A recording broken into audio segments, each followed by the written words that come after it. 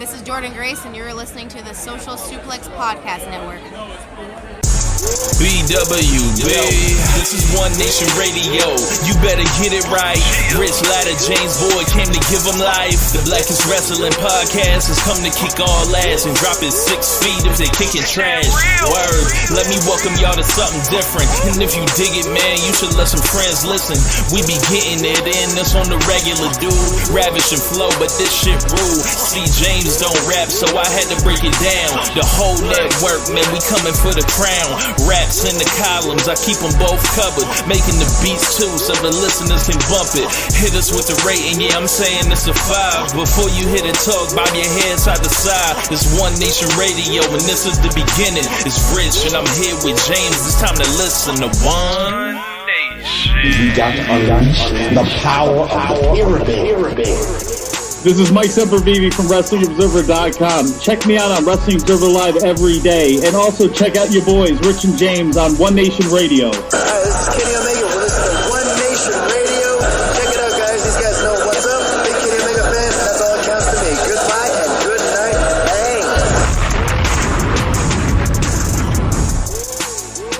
Hey folks, welcome to this week's edition of One Nation Radio. I'm James Boyd, and I am going to be throwing this to Rich while I finish dinner. So I'm going to be talking and putting it on mute between eating his barbecue chicken while he also talks. So Rich, what's going on? Mute. A true Beyonce fan putting it on mute right now. That's funny. That's funny. I'll give you that one. That's a good one. Back to mute. But yeah, man, I'm chilling. I was traveling this weekend, more out of town, Rich. Been on the go, been driving around, been flying around, and more of that to come and all that. But we had a pretty big show in wrestling, of course. AEW WrestleDream.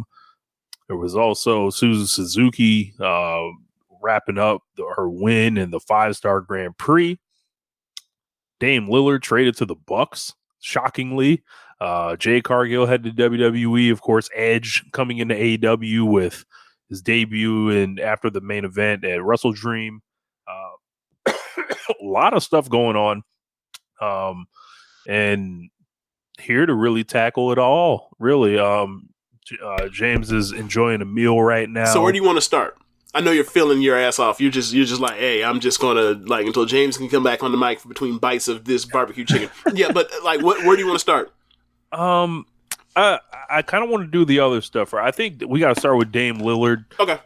Getting shipped out to Milwaukee. So he goes from Portland, and obviously he's had these people held up, and saying, yeah, I'm trying to go to Miami. Yeah, I want to do the Will Smith video. I want to get jiggy with it. He wants to go down there, and apparently he wants to get weighed by Pat Riley once a week for whatever reason. I don't want that white man weighing me. But they were like, nah, we're not doing that. We are going to build in the best interests of Portland Trailblazers, and they shipped this man to Milwaukee for a concoction of things that ended up coming back to them in 2 separate trades. I think they did about as good as they could. Ended up kind of with DeAndre Ayton as their kind of prize possession off this deal. They did trade Drew Holiday away to the Celtics, which is probably pretty interesting for a lot of reasons. First thing I'm thinking is Dame and Giannis together. This is team fuck the world, baby. Where can they bring Taz there with them? I know Taz wears a different color than these guys, but this is really team fuck the world. These are 2 guys that want to do things the hard way, the old school way, the competitive way, and they end up together. And Giannis does this thing where he's like, hey man, I might have to bust off, if y'all don't, get this shit right. And then right. they were like, they got their back straight immediately. They don't even play with it in Milwaukee. They'd be like, whoa, Milwaukee, we this man will leave us. They know who they are. A lot of futility in those 50 years. Yeah. They don't want to go back to that. It's a lot of time. There was a lot of dead space between Giannis and Kareem. There was a lot. Yeah, man. I'm kind of in there with you. Like, the first thing I think of is like, wow, Dame is gone after being there for so long, right? Just, and you just arguments of like where he ranks in Blazers history for my lifetime is either him and Drexler, right? And I didn't even see much of the Drexler stuff, right? Because I was so young. But yeah, man, just to see the kind of standstill for months, whereas like there's only one trade destination, and it felt like very similar to a lot of these stars, where it's kind of like I want out of here and I want to go to one destination only, and it didn't happen for him. He apparently he opened it up to I think 3 teams. Milwaukee was one of them, and Milwaukee he went. There was also some talk about last week about Toronto. Obviously, there's this weird thing with American players in Toronto where they just do not want to go unless you're Kawhi, basically getting shipped anywhere but LA. So anyway, my first thought is like, wow, Dame Lillard, like 32, 33, and Giannis together. We haven't seen too many pick and roll combinations better than that in the NBA history. And, they still have, Chris Middleton, one of the better mid-range shooters in the league. You still have Brook Lopez, stretch the floor out in the corner.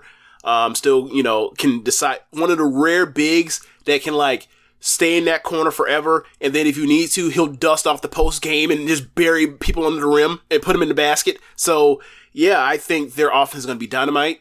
I was listening to JJ Redick talking about this with a couple of guys that do like almost like the NBA version of what we do in One Nation Radio, super nerdy analytical stuff, thoughtful stuff, and it's like all the stuff I'm thinking of is like, okay, the pick and roll, short roll stuff with if you try to trap, you're screwed. The big has to come up so high to deal with him because it's similar to the Steph stuff, and those two have never played with a person like each other. Their lives are going to be so much easier because of their existence.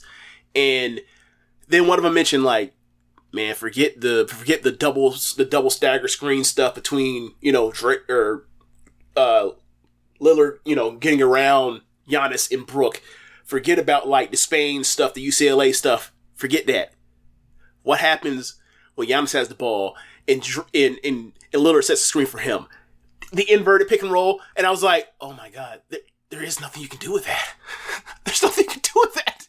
So, there's going to be there is going to be a trade-off, obviously, going from one of the best defensive perimeter guys we have in Drew Holiday to Dame. But I think with, because they still have so much size with, like, their third biggest team. They're a veteran team. Right. They played together for a lot of years. Right. I think the chemistry and the size will make up for the defensive skill, if you will. That's the reason why I'm not so scared about it. Because, like, all right, it's one thing when you're like the Lakers and the only person you have to defend the rim is AD, and like if you put him into the switch and like you pull him away, like we saw that a lot of the cat and mouse stuff that was going on with him and Steph in that series, right?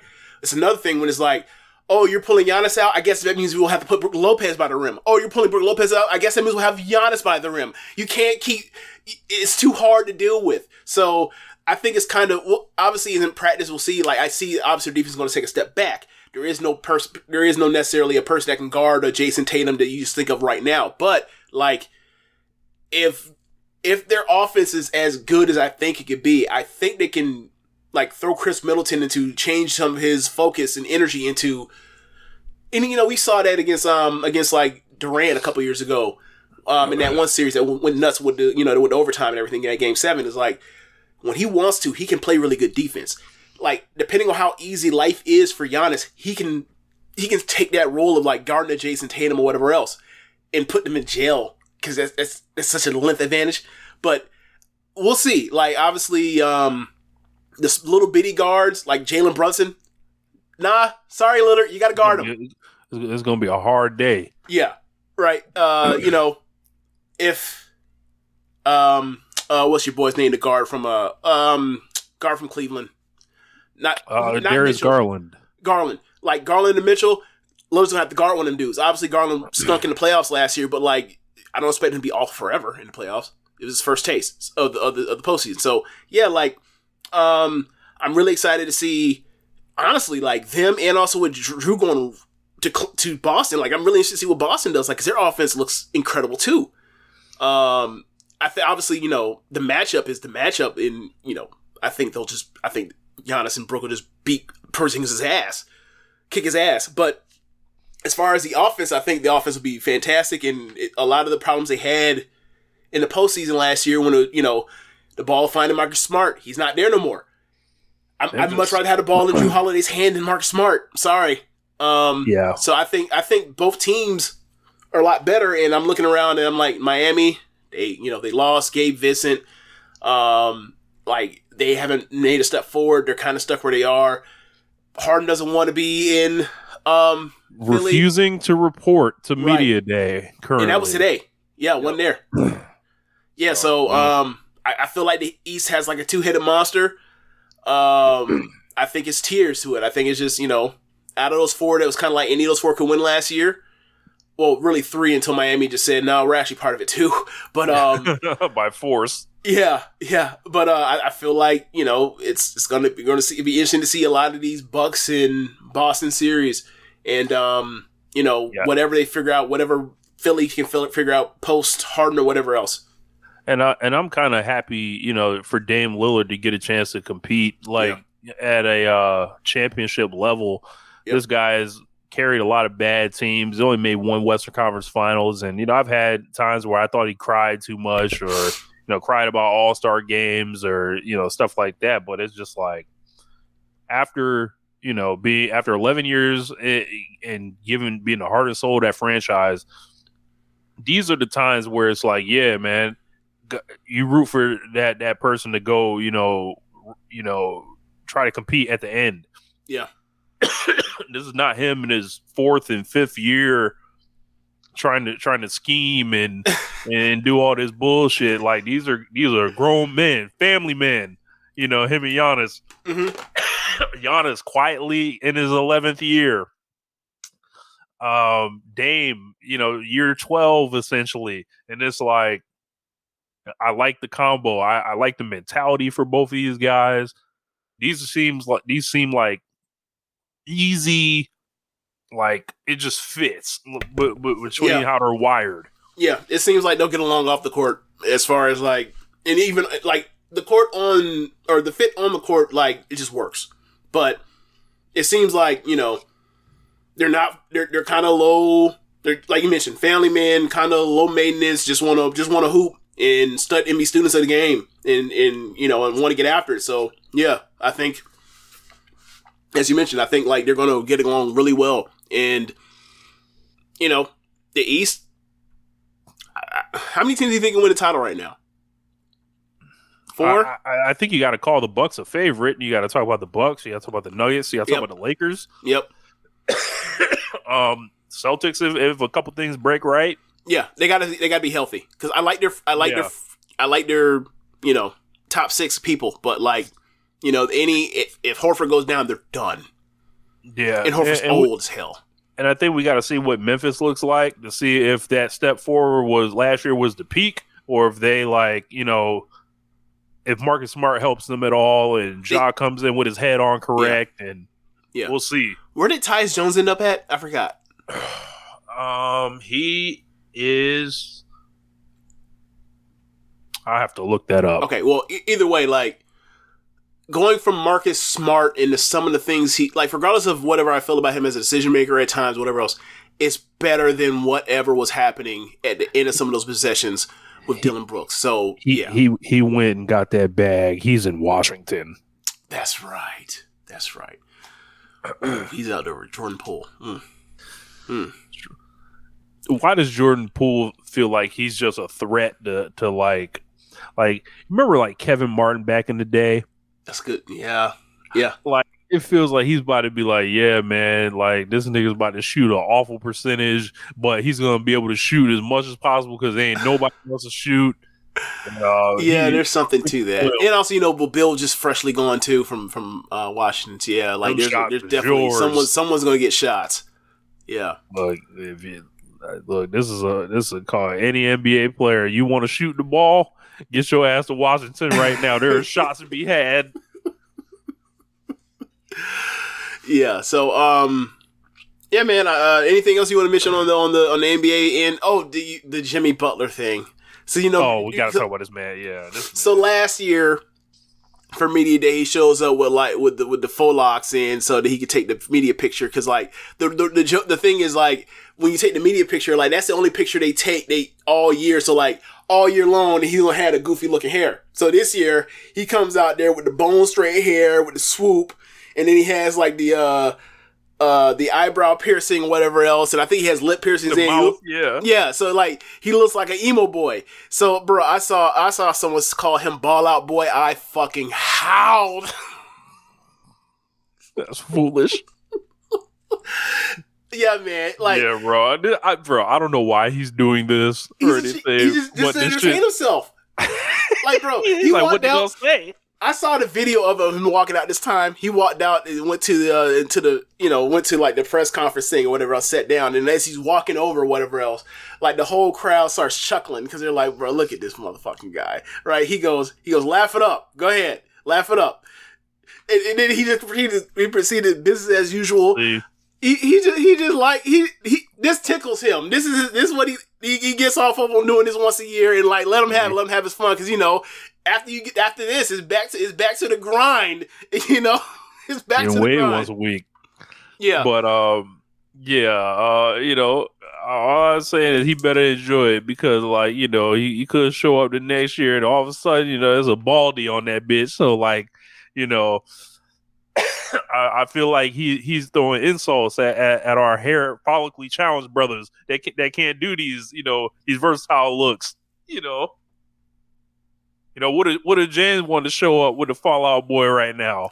I was waiting for. I was like, when is he gonna mention me and being in bald? This is messed up. This is messed up. Yeah, I ain't mad at it. He can do what he wants. I don't care. It's all good. I saw this fool today and I was like, what is you on, bro? That's exactly all you got. What's wrong with you, man? Yeah. Grab him. Like, what did Pat Riley think when he saw this? I don't know if Riley even saw it. Who knows? But look, he's gonna see the picture eventually. He's like, hey, Jimmy, what the fuck is this? What is this? This is a joke. He's like, this is like the dreads last year. I remember I saw the dreads, like, bro, like those are fake because his hair was only but so long. Like, I was like, whatever he's doing. And then like he was just a gag. It's just a gag. Like, I wonder what he's gonna do next year. Like, do we need to get him with Deion Sanders S curl? Do we need to absolutely? Yeah, we need him with the S curl next year. Yeah. Absolutely. Black Saber Jr. looking like an extra in the Hey Ya video. Yeah. He does like a time hater. Bro, I remember on the bus in high school on the way back, right? Everyone was singing the shit, and all of a sudden I was like, y'all like the time haters, right? And literally on cue, 4 motherfuckers go clap, clap, clap as the song was playing. It wasn't planned. It just happened. Like, I couldn't have written this and thought of a better way to get this joke off. It was amazing. But yeah, man. It definitely is. It's definitely all right-ish. It definitely. But yeah, man. I guess it's time to move on to the pro wrestling. That man is a threat to schools and buildings right now. I don't recall the emos being the ones that shoot up the schools. It's more of, but whatever. Look, I was gonna say I always struggled breaking up the difference of the emos and like the Marilyn Manson types. Like it's hard to tell, but it's hard to distinguish between like emo and goth. I can see that. Yeah, it's a little, somebody can help educate me. I'm sure. Join the Discord and give me the rundown. I missed that. Yeah. Let's move on. We'll talk about the emo stuff later, but let's move on. Why you laughing so hard at that? I just can't talk about what I want to talk about right now. I'll talk to you later. It's nothing crazy, but anyway, let's move on. AEW WrestleDream. Before we do that, Jade. Oh yeah, that's right. So Jade Cargill. I don't know if they're allowed if they're using her name yet, because I saw there was a trademark for Jada or whatever else. But as of right now, it's going to be Jade Cargill. Jada Parker ended up being somebody else. Okay, cool. Okay, so Jade Cargill has signed with WWE. They had a huge rollout for her on social media. It got a lot of buzz. A lot of people talked about it. They were very proud to put her out front, saying she was at a PC. I thought it was very cool of them to do that for her because, it's about as much as anybody in AEW that basically came into their limelight in AEW. She was a person that looked at it and you're like, oh yeah, this is somebody that is like kind of meant for WWE. The way AEW does women's wrestling is not necessarily conducive for what she can do. But like for WWE, from just the look alone is like, that screams that's a WWE wrestler. How did it even slip through the cracks? Mark Henry found another diamond in the rough. He stayed finding these superstar black women. It's just him. I don't know why he's so special, but no one else can seem to find him. But Mark Henry seems to find him left and right. But yeah. So Jade has left on from what I could tell, really amicable terms from AEW. She before she left, and as she was leaving, and after, like, she said nothing but really nice things about the company. Tony Khan and a few people, everybody from what I saw online wished her good luck and everything, and I thought that was really nice. And yeah, she's there. I don't know how they're going to treat her. I would hope that they wouldn't put her in NXT. I think that's a waste of time. Like, she looks like money. Don't put the money in the fucking LA Fitness. Put the money on the screen in front of the thousands of fans. And yeah, like, whatever she does, really, I hope for the best. And I hope that they treat her well. We mentioned the Cody stuff. The whole first couple years back in WWE is like, if you want these people to eventually, if you want new stars, people that people already see as stars, and the NXT things are working, the alternative is you bring in the people from AEW, you treat them well, you treat them like they're actually people you want to push, and you go from there. And it worked swimmingly. It worked great with Cody. Cody's done great in WWE, and I hope the same for Jade. I'm gonna say Jada. Hope the same for Jade. Yeah. So Jade is the first person that I think they've rolled out from scratch, as you mentioned, that is jumping to WWE here. This looks like it's like a money thing. There was like a story. Actually, Tony Khan talked about it last night. The press scrum came with a large offer. Then like a, what do you call the fair offer? I got the story here. He actually went back with a second offer, but wasn't, taken on or whatever. But, we did mention on this show, we have real concerns about how AEW has what is their plan to actually increase the talent level of like the women's athletes? Like, what is the development like? There's limited time. There's not like an official kind of like system or anything. It's like kind of like get how you live. I think she went about as far as she was going to go in AEW, like with her current kind of skill. And I think this is a move that's going to suit both parties. Because if you weren't going to use Jade anymore, like if you weren't going to, put her over, you're basically like, there's like about 5 people that they didn't like let her work with. She worked with pretty much everyone else. But if you weren't going to let her into that mix, it kind of keeps them clean. They never had to lose to her. They never had to beat her. And she essentially got pushed like, Ultimate Warrior, Bill Goldberg, anything like that. And I gotta say, like, some of them pay-per-view matches were rough. And, we won't have to, watch those on the AEW pay-per-views anymore, which is fine. She can go to WWE. As you mentioned, I would not put her in NXT at all. As you mentioned, like, I don't know her capacity for like she was good enough to get to the level that she got. Is there another jump there? I don't know.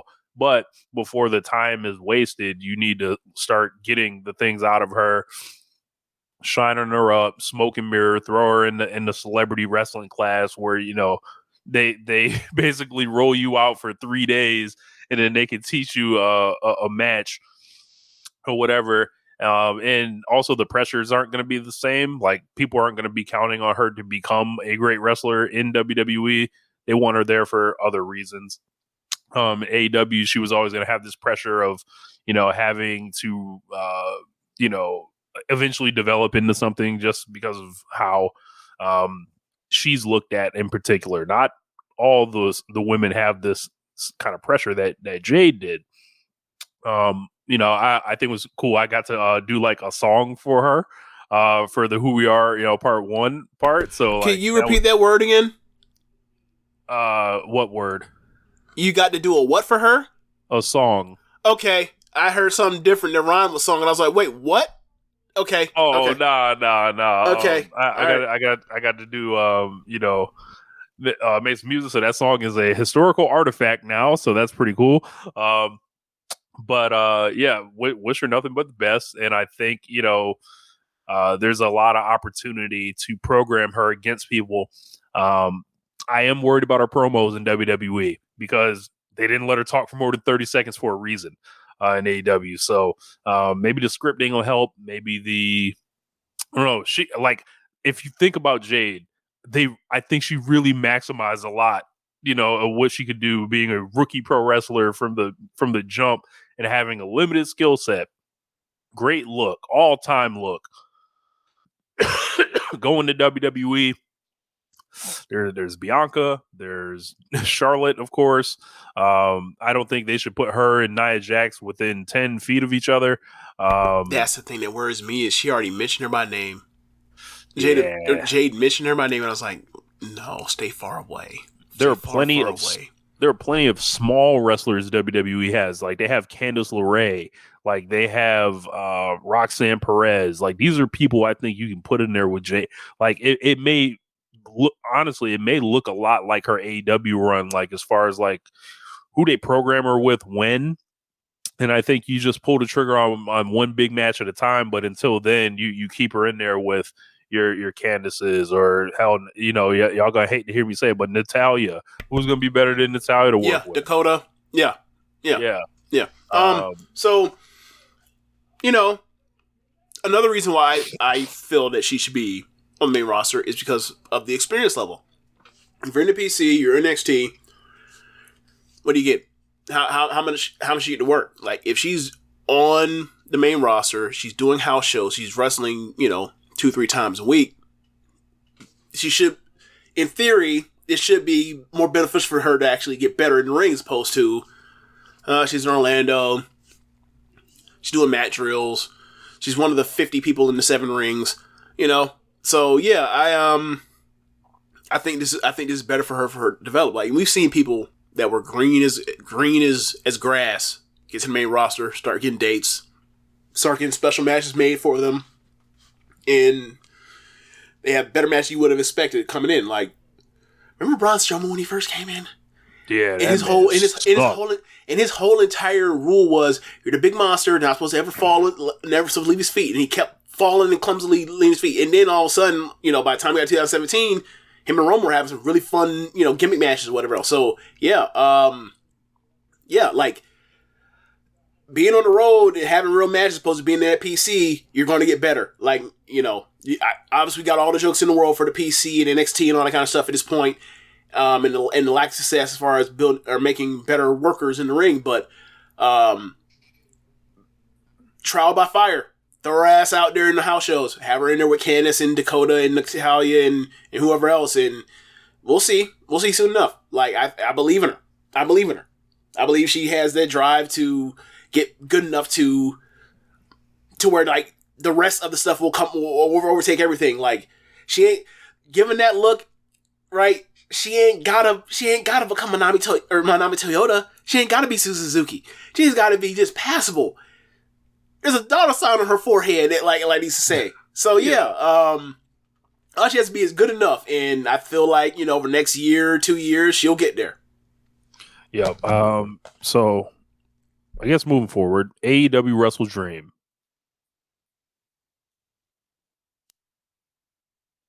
All right, so AEW WrestleDream. Now, I did not watch the pre-show, so I really can't speak on it, but I'm going to start from the opener. The Ring of Honor tag team titles, the 2-on-1 handicap match, MJF versus The Righteous, Dutch and Vincent. This match was basically more of the same house show routine match with MJF. MJF is in the t-shirt. They're selling Better Than You Baby t-shirts that are in the font of like the Seattle Supersonic logo, which I thought was cool. Can I say it again? This nigga's wrestling in t-shirts. Yeah. Yeah. I mean, look, he's selling the merch, so I get it. I will say this. This didn't bother me as much because it's the Ring of Honor tag team titles. It's not the AEW World Tag Team titles. These are the belts for the promotion that like I don't watch. So it didn't bother me as much. If this was on the pre-show, I'd have been like, fine, whatever. But this was on the main show or whatever else, and it happened. And a lot of it was, simple sportsmanship stuff, poke the eye. He's shining for a little bit. MJF is shining for a little bit, then eventually Numbers Game takes over. He does the goofy thing where like he makes a break for it and he reaches to the opposite corner and he realizes, oh yeah, I'm in a handicap match, even though I've been in a handicap match for like 5 minutes already. He has to figure out a way to rally. They get the heat on. They beat the shit out of him some more. Eventually, he gets some separation. He gets the kangaroo kick. But eventually he wins. I forgot. He clears out one of them out of the ring, and then the other one he pins. And while he could have just pinned him, he decided, I'm going to put my feet on the rope, give him some. Hang both feet on the rope, give him some. I was like, man, you should just pin him. Who cares? But yeah, it was an okay match as far as for the comedy aspect of it or whatever else. But like, before the match, he did the promo and he's doing a million catchphrases, and I was like, yeah, man, this whole segment screams like this is my audition clip for like when y'all, it's a 3-hour show on Raw on Mondays, and y'all like, what are we gonna do? It's like, hey, I can fill 25 minutes right, or it's only 25 minutes. I can fill 20 minutes right here, right now. Give me a handicap match. I'll come out. I'll cut a promo with a million catchphrases. Everyone will say all the catchphrases. I'll get in the ring. I'll get my ass whooped. I'll beat these fools, and I'll I'll cheat and whatever else, and we'll get out of here. And there's 20 minutes gone. Like I was like, wow, this is a real WWE 9 o'clock segment ass thing or whatever else. And it wasn't necessarily like it was bad, but it was like it's the beginning of an AEW pay-per-view. Put it on the pre-show, whatever. None of this sounds inspiring. None of this sounds like, hey, Rich, go out of your way to go back and check that. Because I got to the show about halfway through it, right? Well, there's no reason for me to say that because we've seen these kinds of matches before on Raws. Yeah, man. And MJF, he's gotten to also because he went to press conference and, he started snapping on people and basically saying, about the different flavors and saying what I'm doing is just as over as, what Darby Allin is doing and all this. And it's he is right when he says that. And while he is right, I would say like that flavor is for them. My personal sensibilities, I prefer like the matches you had like with Danielson or with, I'm trying to think of the matches he had that were awesome. Darby. Right, like I prefer that MJF. He's 27 years old. I don't want to hear this shit. You're not 37 years old. You're not 45 years old, and you're finding ways to keep up. Like this shit is not anything to be replicated by anybody else.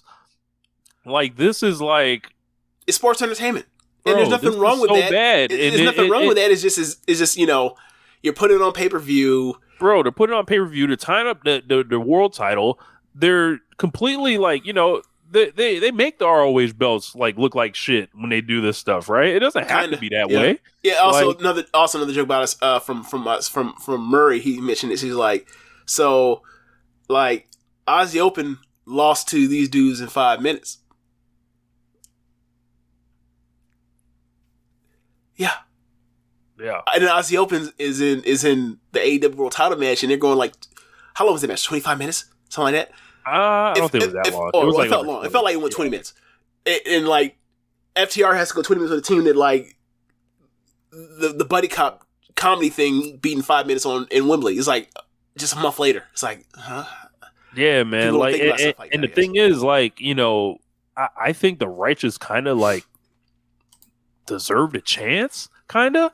They built these guys up. I'll take your word for it. I see that aesthetic, and it screams to me why it is, and I just check out. Yeah. No, but I'm saying, like, these dudes, like, they put them on TV, they rolled them out with vignettes, they let them talk, they let them beat some people for a couple weeks, and then to do this to them. It's like, well, these guys are done now. Like we're done here. There's nothing else to find out here. So, like, I don't know, not enjoying it. And the faster that the AEW World Title is away from this, I think the happier I'll be. MJF can do that stuff to his heart's desire, but this seems like I didn't see it, so I don't want to go too crazy. Yeah. But I saw a lot of people that I talked to dumping on this. Yeah, hard. Yeah. When I heard Floyd was like, "I'm over it," I was like, Floyd's a pretty positive person when it comes to AEW and pro wrestling in general. For him to be annoyed by it is like, okay, man. You're playing with fire here. Yeah. So I think for me, I'll pull the Jay-Z. It's like a duality. So, like, I'm okay with when it's the Ring of Honor tag team title matches, and Adam Cole is supposed to be there, but he's not. MJF doing the kangaroo kick and the goofy stuff. I'm fine with that. When you bring it over to the AEW World Title, he has a thing with Jay White, so I'm interested in that because I think those two could have a really good match together. So for me, I'm kind of like, right now there's two MJFs. There's the tag MJF and the singles MJF, and obviously they'll come into play when it comes time for whatever happens with whatever triggers pull with Adam Cole. But like right now, he's having a goofy comedy match. It wasn't for me, but like I'm not holding it against him as like, oh my god, this is awful, and this is supposed to be a referendum on his AEW World Title reign. I guess I'm compartmentalizing. I don't know, but I'm just like, those are separate things. So I'm okay. Like, we with got back-to-back pay-per-views with no AEW World Title match now. And it's like, yeah, that's true. Why I don't know. Like it. Like, what? Yeah, I'm with you. I mean, obviously, and they did defend it at. To be fair, they did the Grand Slam thing with Triple Mojo. So like, it's kind of it's not on the last two pay-per-views, but he has. It's not like he's not defending it. So right. So it's kind of like they've gotten themselves to that Stardom situation where it's like we got all these big events, all these big shows, and we're gonna have Tam defending titles here, we're gonna have Mariah defending titles here, we're gonna have them in tag title matches and other shit here. Like, it's just too many big shows, and it makes it look But James, the advantage that the AEW has that Stardom does not have, their roster is like 4 times bigger than Stardom's, so they should be able to pull out pay-per-view quality opponents every time. I know that. I'm just mentioning it for the record. So, okay. It's saying on the audio. Okay. Yeah. I've heard people say, "Oh, they got so many big shows. What are they going to do?" I'm like, did you forget like the 150 niggas they have signed? Like, right. Like the people that are in multi-man matches on these very shows. Right. It's like, yeah, man, Kenny Omega and Chris Jericho and Kota Ibushi tagged together on this show. Right? Like there was a tag team 4-way that featured Nick Jackson, Matt Jackson, Penta, Phoenix, the Guns, and what was the fourth team? Orange Cassidy and then Hook. You know what I'm saying? It's like, yeah, like you don't have to do that. You can just line up new contenders if you wanted to. Yeah. Yeah. So next match after that,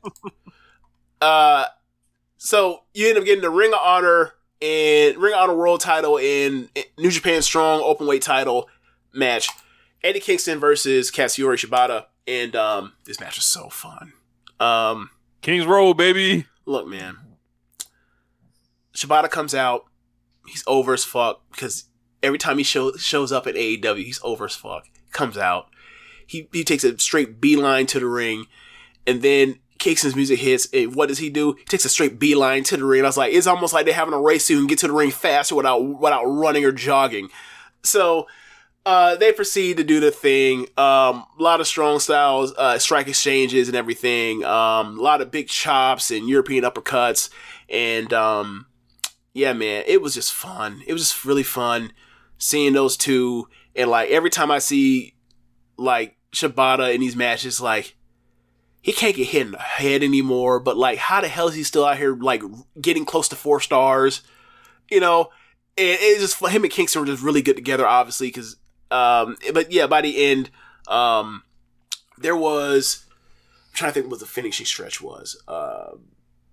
There was a Northern Lights bomb from Kingston. He didn't get some of it, hits the power bomb. But yeah, man, it was just really fun. I would say go back and watch it. You'd enjoy it. It's exactly what you think it'd be, and it was just fun.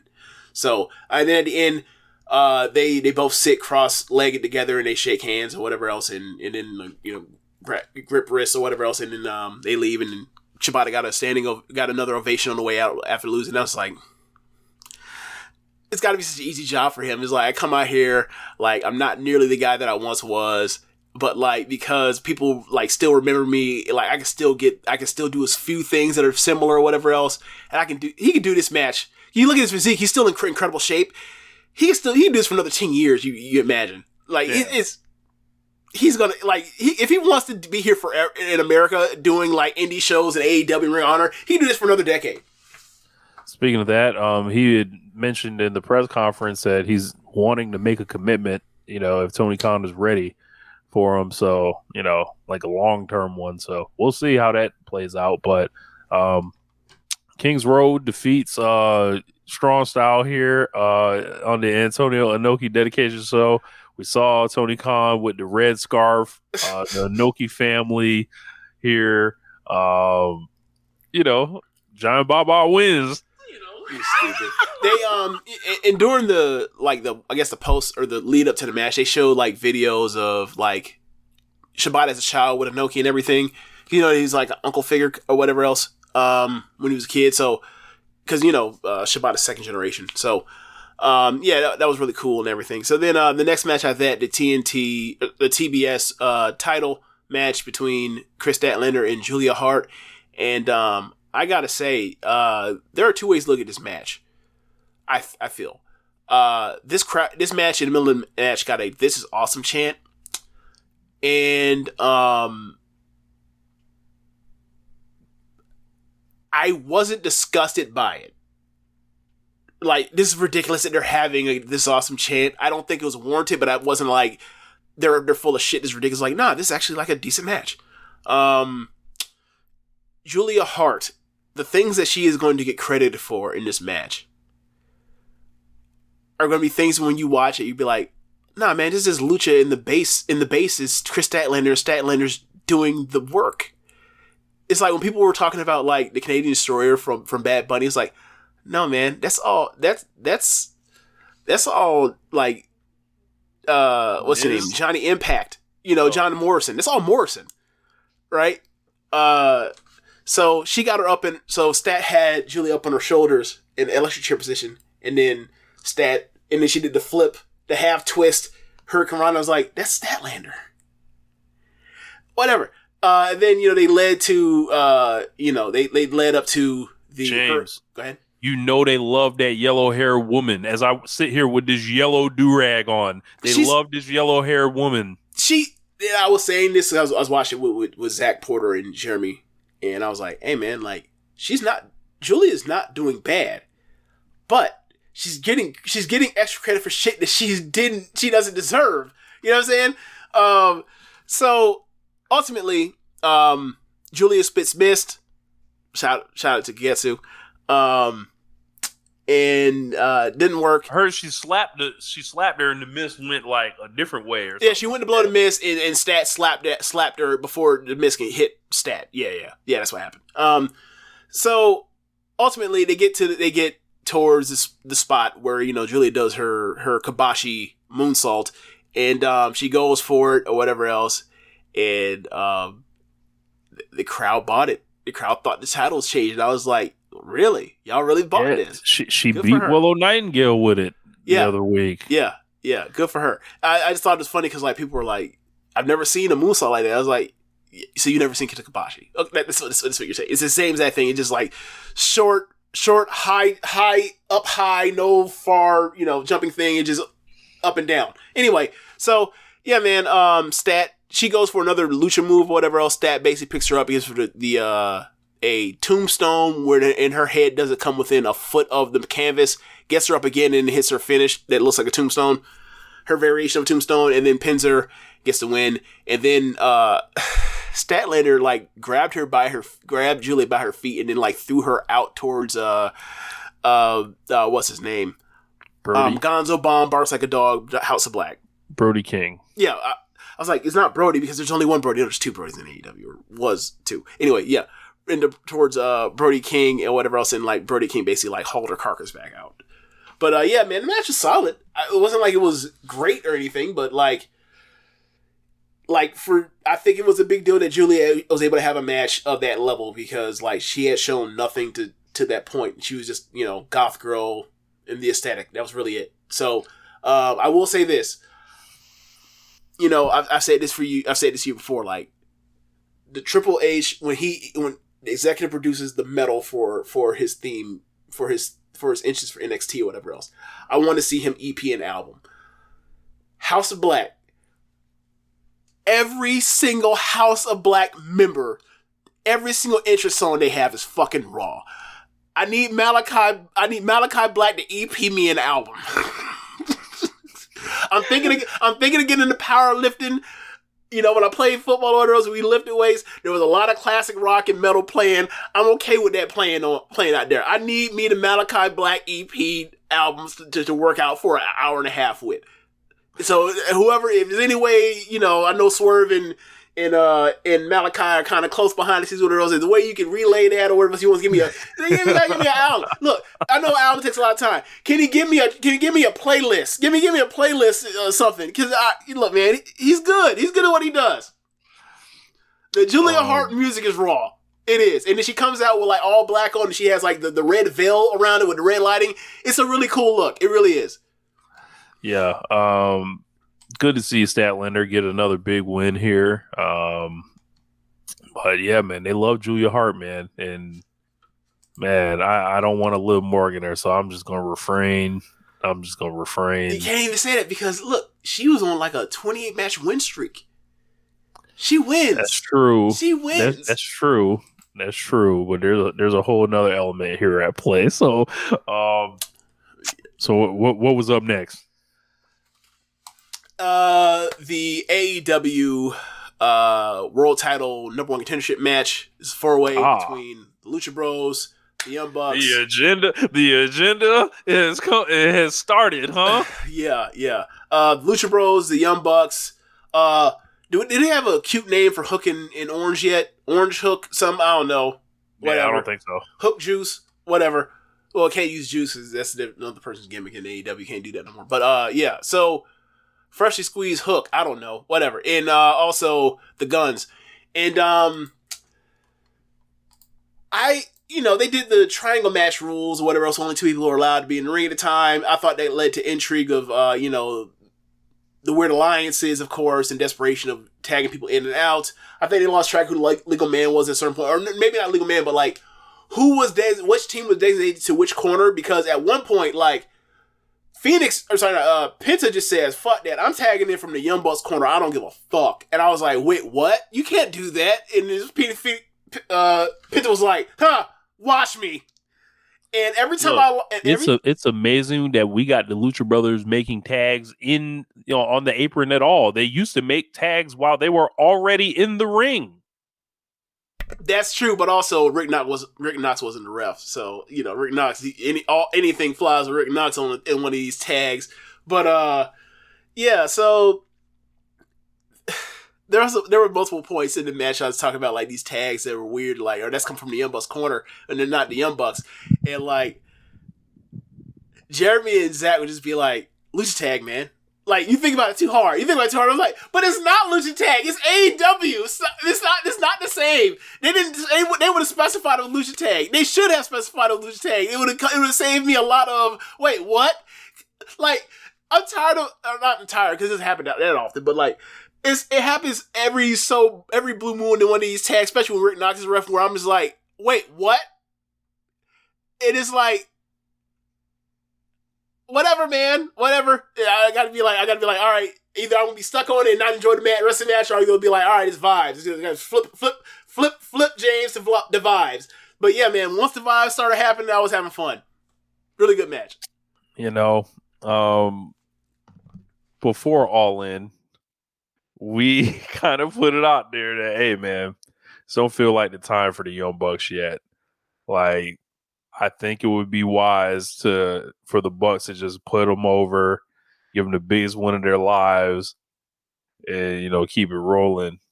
But, man, the Young Bucks have one-upped the One Nation Radio plan. Like, yeah, we gonna put you over, but you know what? You still dropping them same belts to us at the end of the day. LA, Full Gear, Young Bucks, right? FTR. Well, you know, if I remember correctly, yeah. Whoever won this match could challenge anytime, anywhere. And I was like, oh, it's going to happen at Full Gear in LA. That's my first thought. Yeah. Look at that. Look, wouldn't be a bad place to be a main event. Look, I mean, it ain't like MJF got no world title program that's gonna outdo FTR and the Bucks. Yeah. Hey man, if it was me, you know, the Young Bucks are charging along here, and I when we review FTR and Aussie Open, I'll talk about what I think is going on at FTR right now. But this feels like the time, like they're ramping up, and you know, this promotion has missed the Young Bucks the first 10 months of this promotion, or this year, I'll say. Not the most active Young Bucks as far as the tag team stuff. Definitely took some steps back, doing a lot of group competition stuff. I think they know where the bread's buttered, though. So excited to see where that goes, especially, you know, Full Gear LA. I think that's a great spot to do. Because, you know, if you want to do a tag team match as a main event, this is it. So call your shot. I mean, worst case scenario, they'll get the time in the placement on the card to do whatever they want to do. Whether they main events or not, it's, you know, because you know, the MJF and Jay White segment on Wednesday did really well in demos, right? Like, so in the key demo, so they might go with that if they decide to go that long with it. I thought it may be a situation to get ploy to get MJF on Collision, because, you know, everybody certainly all of a sudden wants to work in Collision now. So, man, wonder what happened. Yeah, that rating has kind of has actually done better. So, just a note. Yeah, man, it's like I mentioned, like it's almost as if like the show before only had one top star on it, and now like it has like 4 or 5 top stars, and like some people are watching now more. It's almost as if like everybody in AEW was top star except for CM Punk. Basically, Bach froze him out and said, "Fuck you, die on the vine." Amazing. Yeah. But yeah, you know, Young Bucks. It's time, baby. Yes. So following that really fun match with 8 bodies flying around and bumping around like crazy and bumbling around, shout out to the Guns, who they're awesome and bumbling around. If anything else, they're going to bumble around and get over whatever happened to them. Following that, you had Ricky Starks versus Yuta Wheeler. And oh no! It was that, or was that Swerve and Hangman next? You're right. They had to follow that one too. Sorry. Speaking of it's time, let's go.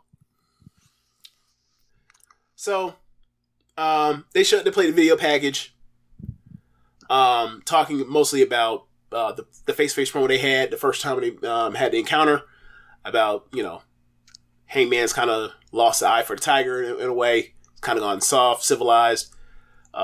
Where's the energy? Where's the fire? All that. Then they cut to parts of more of Hangman's explanation in the contract signing, saying like, I've had a dark cloud hanging over my head the last 18 months, and I'm just like, you're putting in a video package to CM Punk bullied you. Okay, whatever, man. That's funny. Whatever. So out comes Hangman, and he has on new gear for the first time in however long that Swerve had mentioned. And I saw it and I was like, huh, this reminds me of something I've seen before. And I was like, I don't know what he's going for. And Jeremy said it. He's like, this looks like Shawn Michaels is like Elimination Chamber here. And I was like, yep, that's exactly what I was thinking too. With the black and the brown. And like, it's like, why would you choose brown? That's kind of odd choice. And also like, the thing with me with Shawn Michaels and him has always been like the chap gear, like the fake chap gear or whatever else. But anyway, out comes Swerve. Before Swerve comes out, the Mogul Embassy is out front. The music is playing. Prince Nana is in his bag, and his bag is the size of a state. Losing it. This Rich. He does the Nana dance. The Nana dance is over. The Nana dance has a shirt. The Nana dance shirt should sell. Bro, this shit is a life of its own at this point. They cut the people in the crowd doing the Nana dance, and it reminded me of back in 1998 watching WCW Nitro, Monday Nitro, watching a young black superstar by the name of Booker T raising the roof and inspiring hundreds of white men and kids to then raise the fucking roof. This reminded me of that. I was just like, wow. And it's Turner still, so it's like, wow. Anyway. It's in Seattle. Swerve comes out like a god. Dressed in a jacket that made me think that he has a camera on him so that he can announce that he wants $200 million. Otherwise, he's going to poison the water supply. That man was dressed like a villain. A bad guy. Yes. But they loved him. Yes. And then they got in the ring. This match is awesome. Incredible match with awesome. These guys. This was like, a lot of people were like, all right, all throughout the year, Swerve has done a lot of losing. Yep. On TV.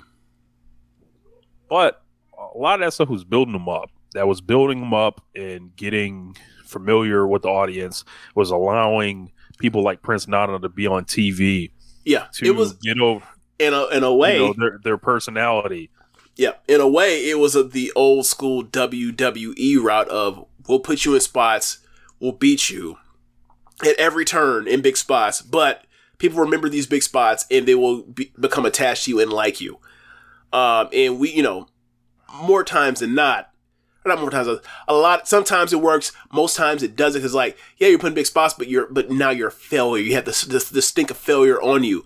Luckily for him, he's a heel, so it doesn't hurt you as much. But yeah, man, like, and it helps me in his hometown, in his home area, and they were going crazy for it. Like they worked this match where, like, the crowd started giving it to Heyman a little bit, and he ate it up. He was like, "Oh, word!" He absolutely worked heel in this match, and he was like, shout out to word? him. And shout out to him. I haven't got to do this in a long time. Right. Look, he's like, I haven't had a chance to do this since, like, I was in Orlando in front of Rich and James whooping on NXT boy's ass. Yeah. And I thought this was just like great work. Guys, just like, this is the shit you dream of, like, as far as like when you're looking at the hierarchy and wanting to see somebody break out and thinking like, yeah, man, this is the time. And then, Swerve went, with Nana. They did a lot of, like, stuff where Nana ended up getting thrown out. Crown comes off. Nana gets thrown out. Nana gets thrown out. They said leave. He was like, no, I'm not leaving. Make me. And they didn't make him. He was like, no, I'm not leaving. I don't care what you say. What are you going to do? Yeah. Yeah, this I think this is a star-making performance. We told you this nigga had the goods since he was in NXT, so like this ain't no shock. If you listen to this show, often like before like Swerve has a big match or a big promo or something, I'll send him some words of encouragement, just like, whatever the situation is. Like I'll send him like a long paragraph, whatever, try to inspire him or whatever. This weekend, I had no notes. I was like, hey man, no notes. You know the mission. It's on. Like, and he went out there and handled it. So very happy for him on a personal level. Yeah. This was like one of the most satisfying matches for me, for somebody that I thought belongs at a certain level in a promotion, just based off of what I've seen from them. But like I believe in them. They just haven't proven it yet because they haven't been in the position to do it. I have not been this happy for a pro wrestler in a promotion that I watch get their shot and kill it the way I thought they were going to do it since NASA Point and Tam last summer. It was just like, hey man, like they go out there and they prove it every chance they get. Where you gonna put them in a big spot? And Swerve gets it and he knocks it out the fucking park. And you can say the same thing for the match when with the Acclaimed. The first match is like that match was so much better than it had any business being. Obviously Keith Lee's great. Obviously Bowens is really fucking good. And you can, in certain spots you can do whatever you want with what's his name? Max Caster. But to Caster's credit, he's also gotten a lot better since then too. But yeah, just at that time I was like, I don't know. I think the match can be really good, but they were more like a awesome gimmick act rather than having in-ring credibility. Right. And the only person that really had proved it at that point was Bowens. But anyway, come forward to this.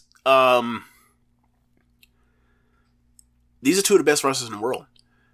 And for people, there are a lot of people that will say Swerve is great, and people, if they haven't already, they're out of their fucking minds. They haven't said it yet that Adam Page is one of the best wrestlers in the world. He's proven it for years now at this point. But it's there now. Like if you still want to hold your feet on Swerve, whatever else, all right. I saw basically all I need to see out of Swerve the first time I ever saw him wrestle. First time I ever saw him wrestle was in New York City at the WrestleCon show, the Mark Hickshot joint. Like he wrestled Saber, and like I had heard of this before I even saw that crazy match he had with AR Fox in Lucha Underground. I had just saw Swerve in this match with Saber. I was like, yo, he's doing this technical shit toe to toe with him. That's odd for just a fucking, just for a put together match for one of these WrestleMania weekend shows. Going toe to toe. Then we saw him versus I don't know what promotion was, but it was in Ebor versus JD Drake. That match was really fucking good. Yep, that was that was for Evolve. Okay, for Evolve. And it's like, okay. Then he's in NXT and then he's in that cruiserweight like weird thing that's almost like a Best Super Juniors or whatever else, and he's really good in that. Him and I forgot who else was in it, but like Kushida. him and Angel Garza were the two best people in it, right? And then he gets the NXT stuff and it's like he keeps gets the match with Gargano balls, and get the match with Cole balls, get the match with like somebody else, Santos. Santos. It's like, okay, all right, man, where are we going with this? Like he's a real player. Hit Roll takes off. Hit Roll's great. They bring him up, and then they pick the wrong person to be the front man. It is what it is. They let him go. And he comes here, and like he shows up at Revolution 2022. It's been 18 months since then. And it's been a steady climb the whole time to get to this point. And if you want to like shoot him to the world title, I think at this point you could do it, right? Or you can continue this thing with Hangman.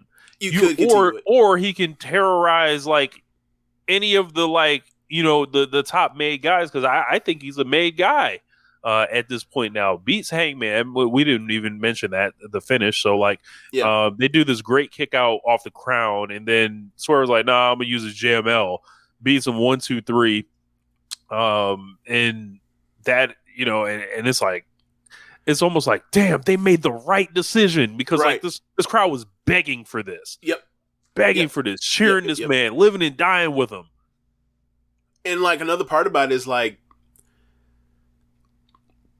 for a heel, Swerve has had some really like in NXT and also in AEW. He's had some really like memorable like wins and finishes to matches or whatever else. Like when like the whole thing of like setting up like the hit row thing or whatever else. When the hit row came out, and he won the the North American title off of Leon Ruff that way. Like that was like there's thought in his matches and his finishes and things that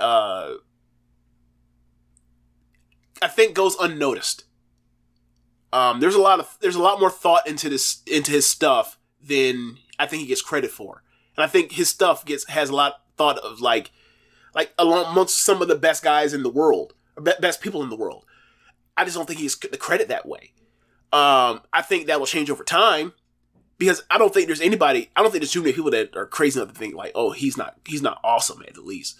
But like, I think people are now like, he gets his like where I think this is going. Like, I think people are gonna be like, nah, man, he's in the upper echelon. I think people are gonna go from he's great to upper echelon. So, really excited to see what he has to go forward with this, or whatever else. And he finally got his big win. And they can keep moving with this. Like, maybe not, the next title challenger, but like, I think by the, springtime or whatever else, you could start looking around for that. Right in position.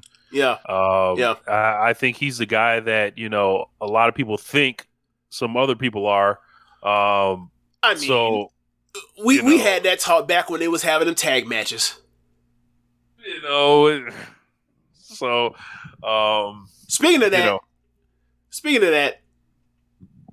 so when we gonna get some Swerve Danielson matches? I mean, I don't feel like that's an impossible thing. I'm just saying. Like, all I'm saying is like, if good for him that he was out here having the best match of his career, back-to-back matches or whatever else with, maybe the greatest wrestler ever. Good for him. But like, everybody seems to have their best fucking matches with Danielson. So I would like to see a Swerve Danielson match, and I would like to see a Swerve Danielson match in a similar vein to what him and Sabre did, because I saw Swerve and Sabre before. Danielson and Swerve can have one of them kinds of matches and it will shock people's floor jaws would be on the floor, but they could.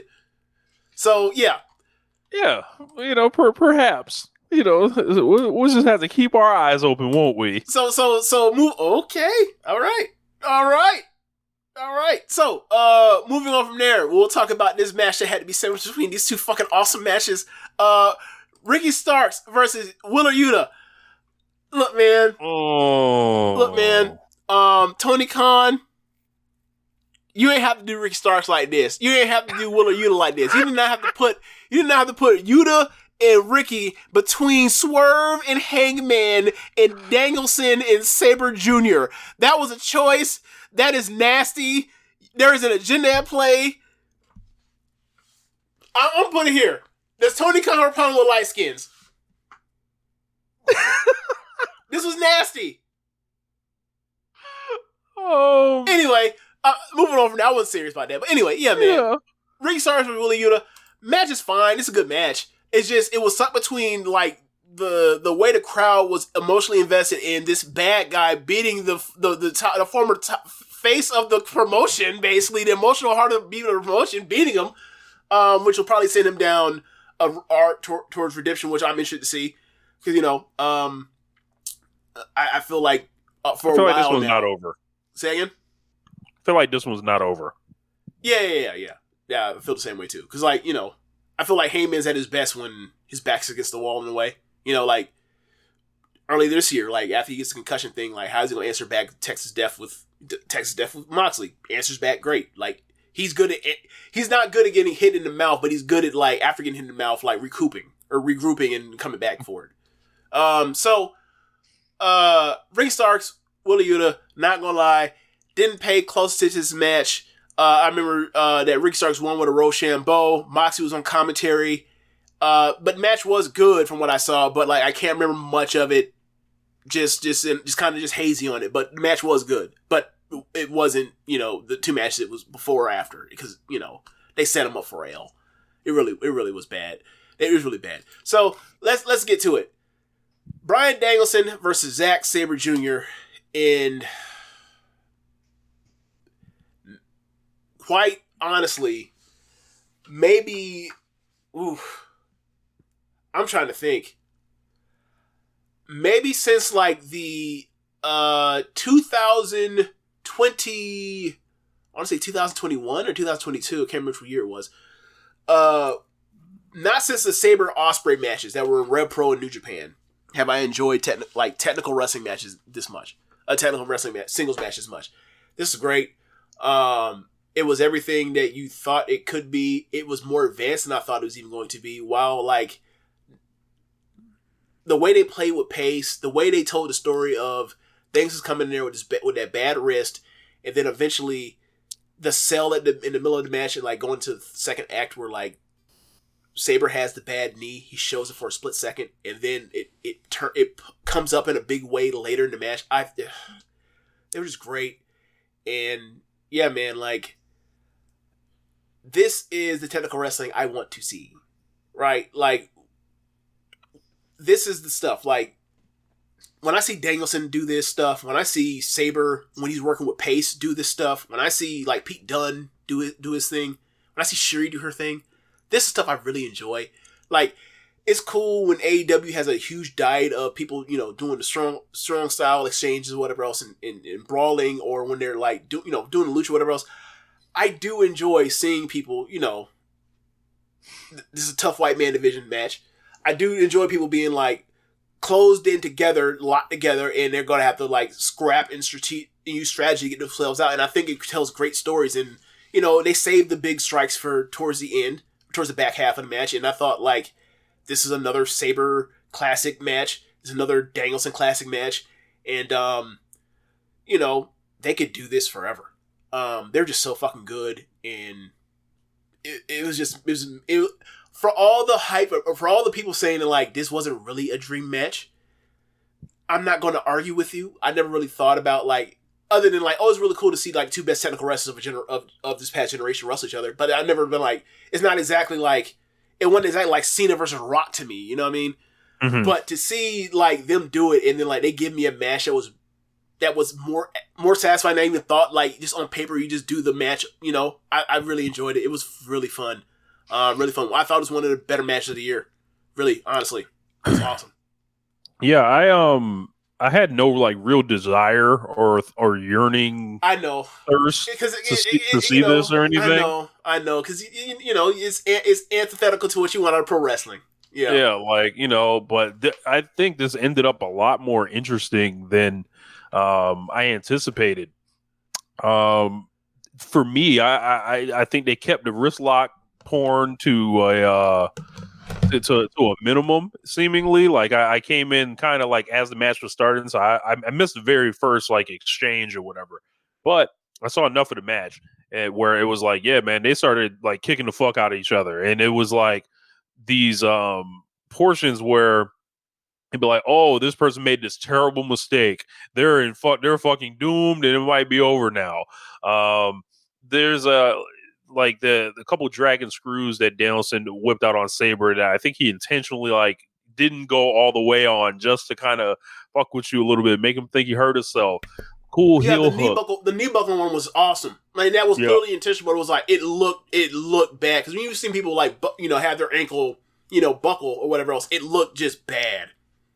Right. There was a top rope part where Sabre was on the top rope, and they were exchanging up there. I thought was really cool, and then the finish kind of came out of nowhere for me. Like it was just like two Busaiku knees, and he kicked out of the first one. I thought they could have like probably came up with something, a little bit more there. But this whole thing, it was not a match that would run me off and be like, yo, I'm fucking bored. Like it would be like, like Tim Thatcher or something like that. I'm like, all right, man, I'm good, man. I don't need to see all this, man. Don't none of this actually beat nobody, or like this shit don't factor into nothing, like, or it's not spectacular or whatever. Like, so I enjoyed the hating of Nigel McGuinness in this match. Oh my god, Nigel McGuinness.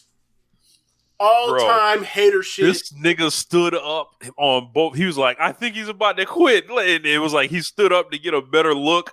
He was imploring him to quit because of his wife and kids. And then, this is all-time hating. And then when he made the rope, Nigel said he's a coward for making the ropes. Yes. Oh my God, what a hypocrite. This is awesome. Like, he was doing basically like the Bizarro World version of like what Callis used to do during an Omega match, where like he would just blow Omega. Is like, this man was absolutely hated. Like, nah, man, why do you even go with that move? That move ain't fly. It was awesome. Nigel was an amazing hater. This was Heenan to Hogan. Like, this was really Heenan to Hogan. It was better. Yeah, but like, people might not want to admit that it was better. I don't know about that, because like Heenan was just so funny. That's true. That was the thing. That's he true. was so funny, but Rich, but what moment I think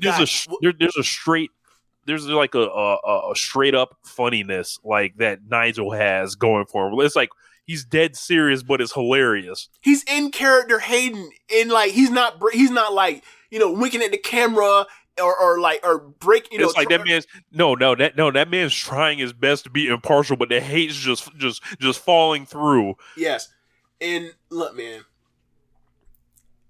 some of the heat and stuff. Funny as fuck. Look, it's all time. I'm not gonna, but like, I can't think of nothing that immediately comes to mind that was better than that man feeling it in the air that this man was about to break, and then that man got up and said, "This is the moment. Is my time. I need to get up and get a better look. Forget that damn monitor. I need to see it. I need to see it with my own eyes. I need to see it in color. Fuck that little box. I need to see it in a panoramic view. Yes. That's what Nigel was doing. I need to see it. I need to see this man be finished in a technical wrestling match by someone superior to him." And that man was so close. And then when that man got to the rope, he said, "You're a coward for making the rope. You're a coward for persevering." I'm sorry, bro. That was hilarious. Nigel deserves an award for that performance that night. That's one of the best calls I've heard anyone have in years. It was amazing. It was amazing. Yeah. It was pretty great. I would love to see Nigel and Danielson have to rewatch that match together, and they got to hear his audio, and they can just laugh at the shit he's saying. I would love nothing more. But yeah, man. As you mentioned at the end, Danielson is a winning with the two bicycle knees, and great match. Move on from that. I wonder, you know, if there's another match down the line, Forbidden Door 3, or you know, Sabre challenging to a rematch in Japan or England. Okay, I thought after because he grabbed that TV title, and I was like, nah, you know, he's kind of earmarked for Okada at some point. I don't know if you want to do that to Dome or not. So, but we'll see what happens. Either way, it seems he's going to show up somewhere in New Japan. I can't wait to see that. See Danielson back in New Japan. So yeah. Next match after that. The trios match, the Don Callis family of Will Ospreay, Konosuke Takeshita, and Sammy Guevara versus the Golden Lovers and Chris Jericho. This match is fun, man. This match had a lot of really like cool ideas and story beats and everything, and like it was just a blast. It's a blast to watch. I don't have a rating for it, but like I thought it was great and I thought it was fun. And like Ibushi is rounding this corner. He looks more like Ibushi every time we see him. And you know, there was one botch in this match, but outside that, like, this is the best we've seen out of him so far since he's came back. Yeah, I don't think you can get a more ROPW pilled match if you tried. 6 guys I adore as wrestlers, all different points in their careers, kind of. Like, you got Ospreay at the peak of his powers, Takeshita approaching his, Kenny, like, trying to fight off Father Time, Jericho's, you know, in his senior victory lap circuit, I would say. Guevara is like, you know, tapping into something. And then Ibushi is like, you know, it's tough with Ibushi because it's like he's more of a shadow of his former self, but it's just so good to see him, and it's so good to be like, all right, man, just like you want to root for him to regain that form. And like, and when he comes out and makes his entrance, you check and be like, man, does he look like he's been training a little bit harder, you know? And I think he did or whatever. Kenny did a lot of the work in the ring, like for that team. Like Jericho was on the apron chilling, and then Ibushi wasn't gonna work the match or whatever as much. They kept Ibushi to like, you know, just very like basic things. So I don't know if they don't trust him yet or what, but a lot of great exchanges, a lot of heat for Sammy Guevara on this thing, jumping on and off commentary. People still hate Don Callis months later. All this shit has happened. Ospreay just kind of shows up here in a workman-like state, comes out. They give him the Don Callis entrance music. I thought that was a mistake. I think Will needs to be kept special rather than just walking out like one of the crew. Especially if they came out second, they could have been like, you brought the other two out and then have Don point to the back and then fucking elevated hits and then he gets the big pop. Like I think there's just small things they can do to accentuate him even more. And you know, of course, he shows up, works the match great. Lots of great exchanges with him and Kenny. Yep. Him and Jericho chopping each other a lot. Ibushi. Him and Ibushi was fun too, and it was like it reminded me of like, you know, New Orleans WrestleMania weekend. It was like they're in that tag, and I was like, I want them to have a singles match so bad, and then they have the opener at Wrestle Kingdom the very next year. Yeah, right. That's crazy. The very disappointing 4 3/4 star match, Rich. Yeah, I remember that. Like, damn, they couldn't get 5. Y'all couldn't get 5 in the opener. Damn, man, what's wrong with y'all? Amazing how awesome the two are. Then Takeshita beating the shit out of all of them. Like, probably him and Jericho practicing because there's going to be a Jericho Takeshita DDT match. That's right. There's a tag match this week. Is Jericho and Omega against Sammy and Takeshita on Dynamite. So that's going to be fun. And this thing ends like I thought it could have only ended one way with either Sammy Guevara getting pinned or him doing the pinning. And then they went with him doing the pinning as he pinned Chris Jericho in this. And don't forget when like Jericho does like the he does the spin thing like Guevara, and then Ibushi comes behind Jericho and they do like the Laces guys pose. Oh my god. And Kota Ibushi smiling, which is just like a sight to see. So this, like I said, a lot of fun on this one, but still like moving, you know, kind of like this whole story forward. Yeah. Kenny continues to lose on pay-per-view, struggling without Callis. I mean, seems like I didn't send out the video, but I was gonna send out the "You lost again," but I didn't. But I believe I had the thought. Yeah, I think Kenny Omega has lost his last 7 pay-per-view matches in this promotion. Oof. Last win is All Out 2022, ironically. So, Jericho, yes, Last Super Junior brings it up. They did Jericho. He did his kick out at 1. You know, he wanted to do it. Yes, he did. I fucking howled. I died laughing when I saw that shit. I was like, Jericho, you ham. But yeah, it was like, oh, you get to do your little 1 count kick out. Oh, okay, that's cute, Chris. Do you think before or after the match that Jericho's like, I got something for your ass, Kenny?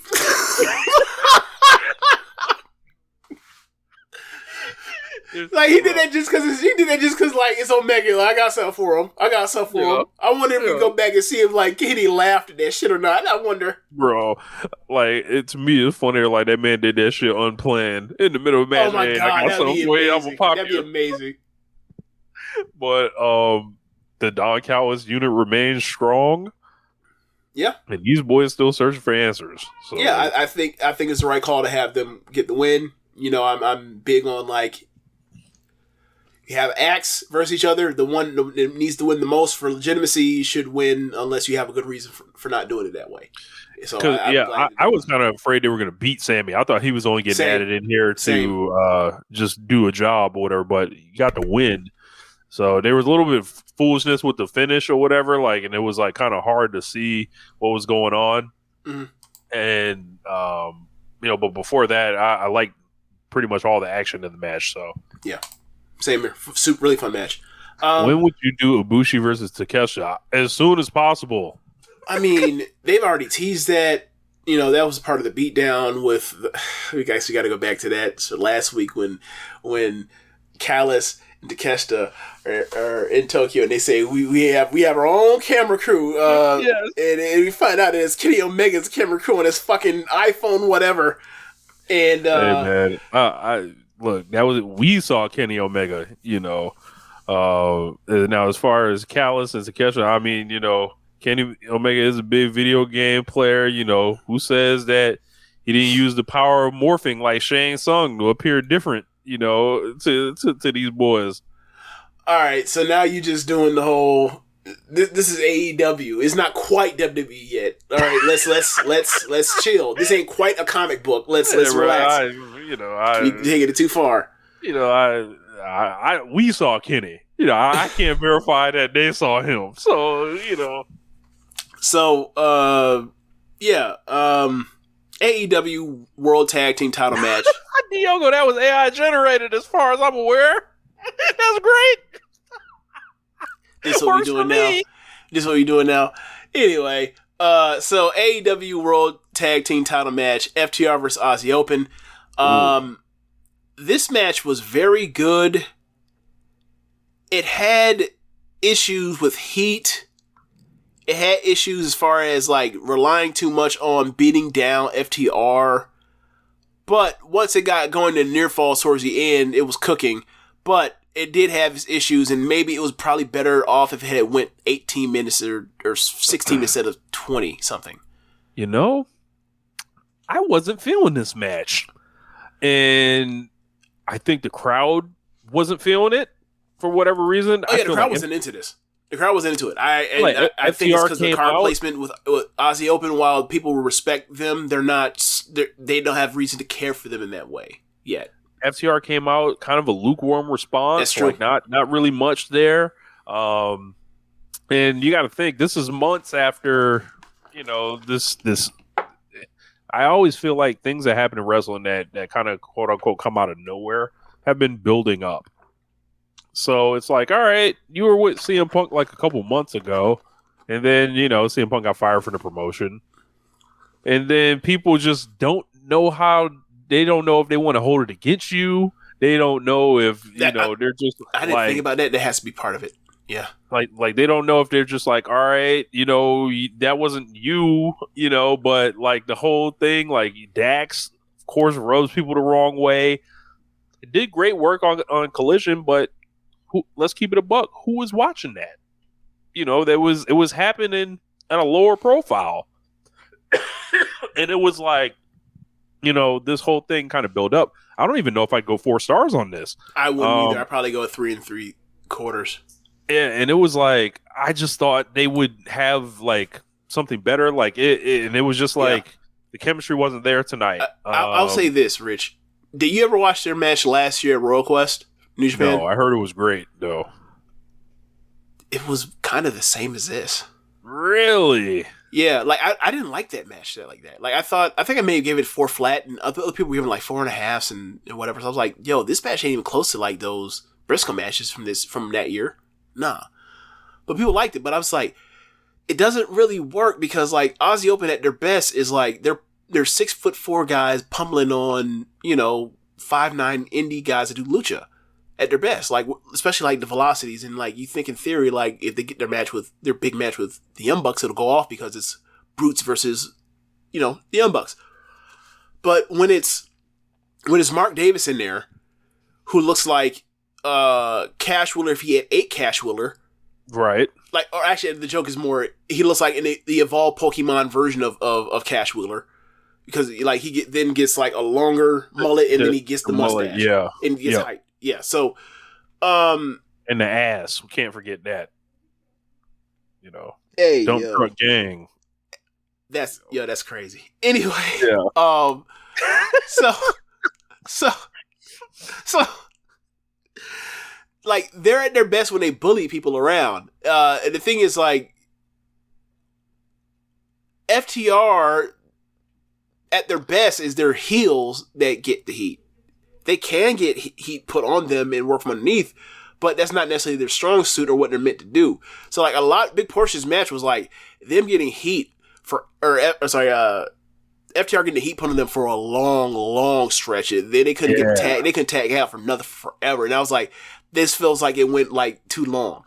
And then once they, did the switch and it, broke into a 4-way match, it was like, okay, this is fun, but it was like there's just something missing chemistry-wise. It was almost too little, too late, kind of. Yeah. It's kind of like a thing where it's like, all right, FTR and the Lucha Bros, they have had the match you think they could have, but it's only been like once or twice. But you feel like you give them more chances, it'll happen eventually. But like they just haven't figured out like the perfect meeting in the middle between them. The problem is like the Young Bucks don't have these problems. The Young Bucks just happen to, for some reason, be able to have matches with anybody and they just go. This is true. And I think that kind of speaks to the Young Bucks' strength in knowing how their size works to their advantage. Like, all right, we can make Aussie Open look like big, great athletes or whatever because like we can just bounce off of them. It's pretty easy when you think about it, but FTR is like, it's just different because like what they excel in, I think, is like the brawl. Like if they're baby faces, they're gonna brawl, and then they're gonna try to show a lot of fire, kind of. But the thing is, the fire don't hit when the crowd isn't with you.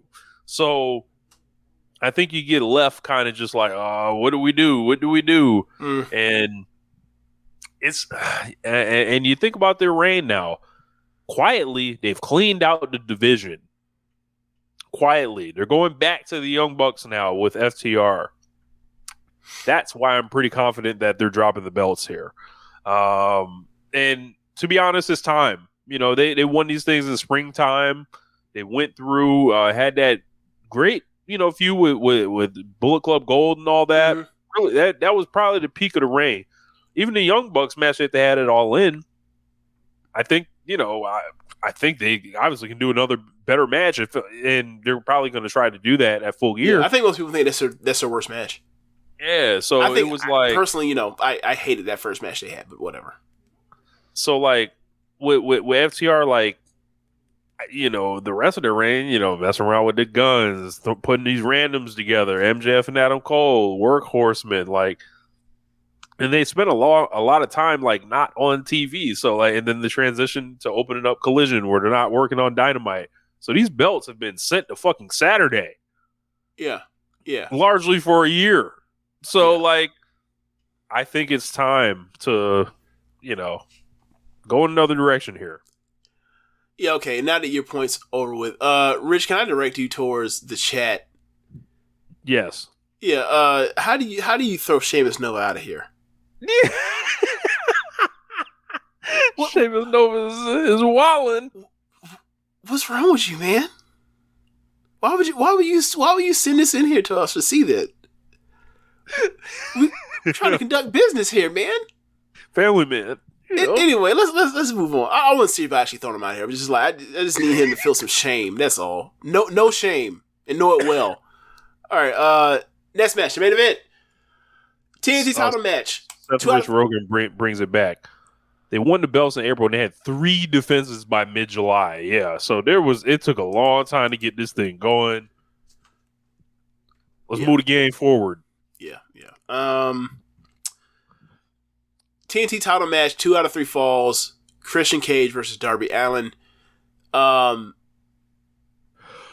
thought this match was a blast. I don't have a rating for it because it veered into like, oh, okay, so like 2 out of 3 falls matches normally like adhere to regular rules, but then you're ripping up the ring and you're throwing people into fucking or ring stairs. So like this is a hardcore match all of a sudden. It turned into a death match, and I don't know what to do with this and what happened to the ref and what the ref has just nothing.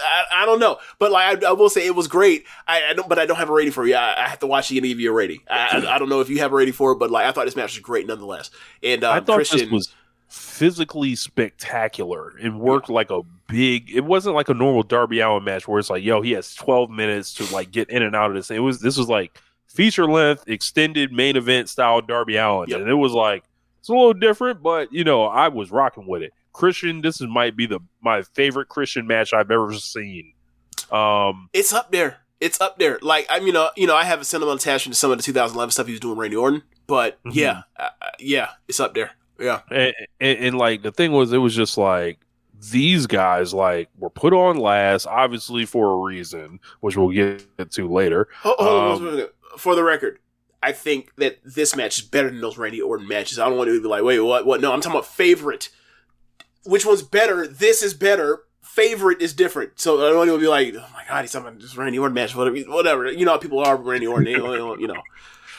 So go ahead, Ray. Sorry. But yeah, I think these two like really like worked hard to make it a unique match that was befitting of the main event. Darby Allin went through fucking hell, which if you ask me, by the time the way this show went off the air, knowing how that was all going to play out, I would have never gone to the lengths Darby Allin did in this match to make people remember him. Yep. But that shit was like, it was like, yeah, man, I'm on last. I'm in my town. Look, y'all see what this shirt says? One lifetime. Like we got out here. So like, this nigga Darby wasn't playing around at all. This is a man who hurls himself off the top of things for fun. He's about to climb Mount Everest. Yeah. Say no more on that end. But he, I guess we should get into the, James mentioned like, the death match aspects of it. So he sneaks the first fall like off this roll up, like maybe like 6 minutes into it. Yeah, because he does a cool thing of like he tucks up Christian's sleeveless turtleneck, which by the way, like I had said this to Jeremy and Zach, like One Nation Radio's Halloween episode is going to be on the 30th of October. Like your boy will be in a sleeveless turtleneck. Oh my Just God. to let you know, like I am definitely going to, like I've been thinking about this for like a month now. I was like, yeah, man, like I've always rocked with turtleneck Christian. Now this is my way to pay it forward. Like, yeah, fully in on the game. Just whatever. Anyway, but Darby lifts up the turtleneck to cover to like obscure Christian's view, and then he ends up getting a flash pin and then pinned him. And I was like, this is more stuff I talk about with Darby. Like, he's such a good storyteller. Like, that's just a part of that dude's character, and I'm gonna use it to be a part of your downfall. This is so good. And then that second fall gets set up essentially like to basically be this no rules thing on the low. Right. He's gonna win by disqualification or by count out here. So it's like you can use the outside of the ring kind of as a weapon. Right. So they do that, and that's how they. And as the danger is like, he fucking murdered him. It's perfectly acceptable for him not to make the 10 count. Right. So it's like, all right, or excuse me, yeah, it was a count out. My fault, not DQ.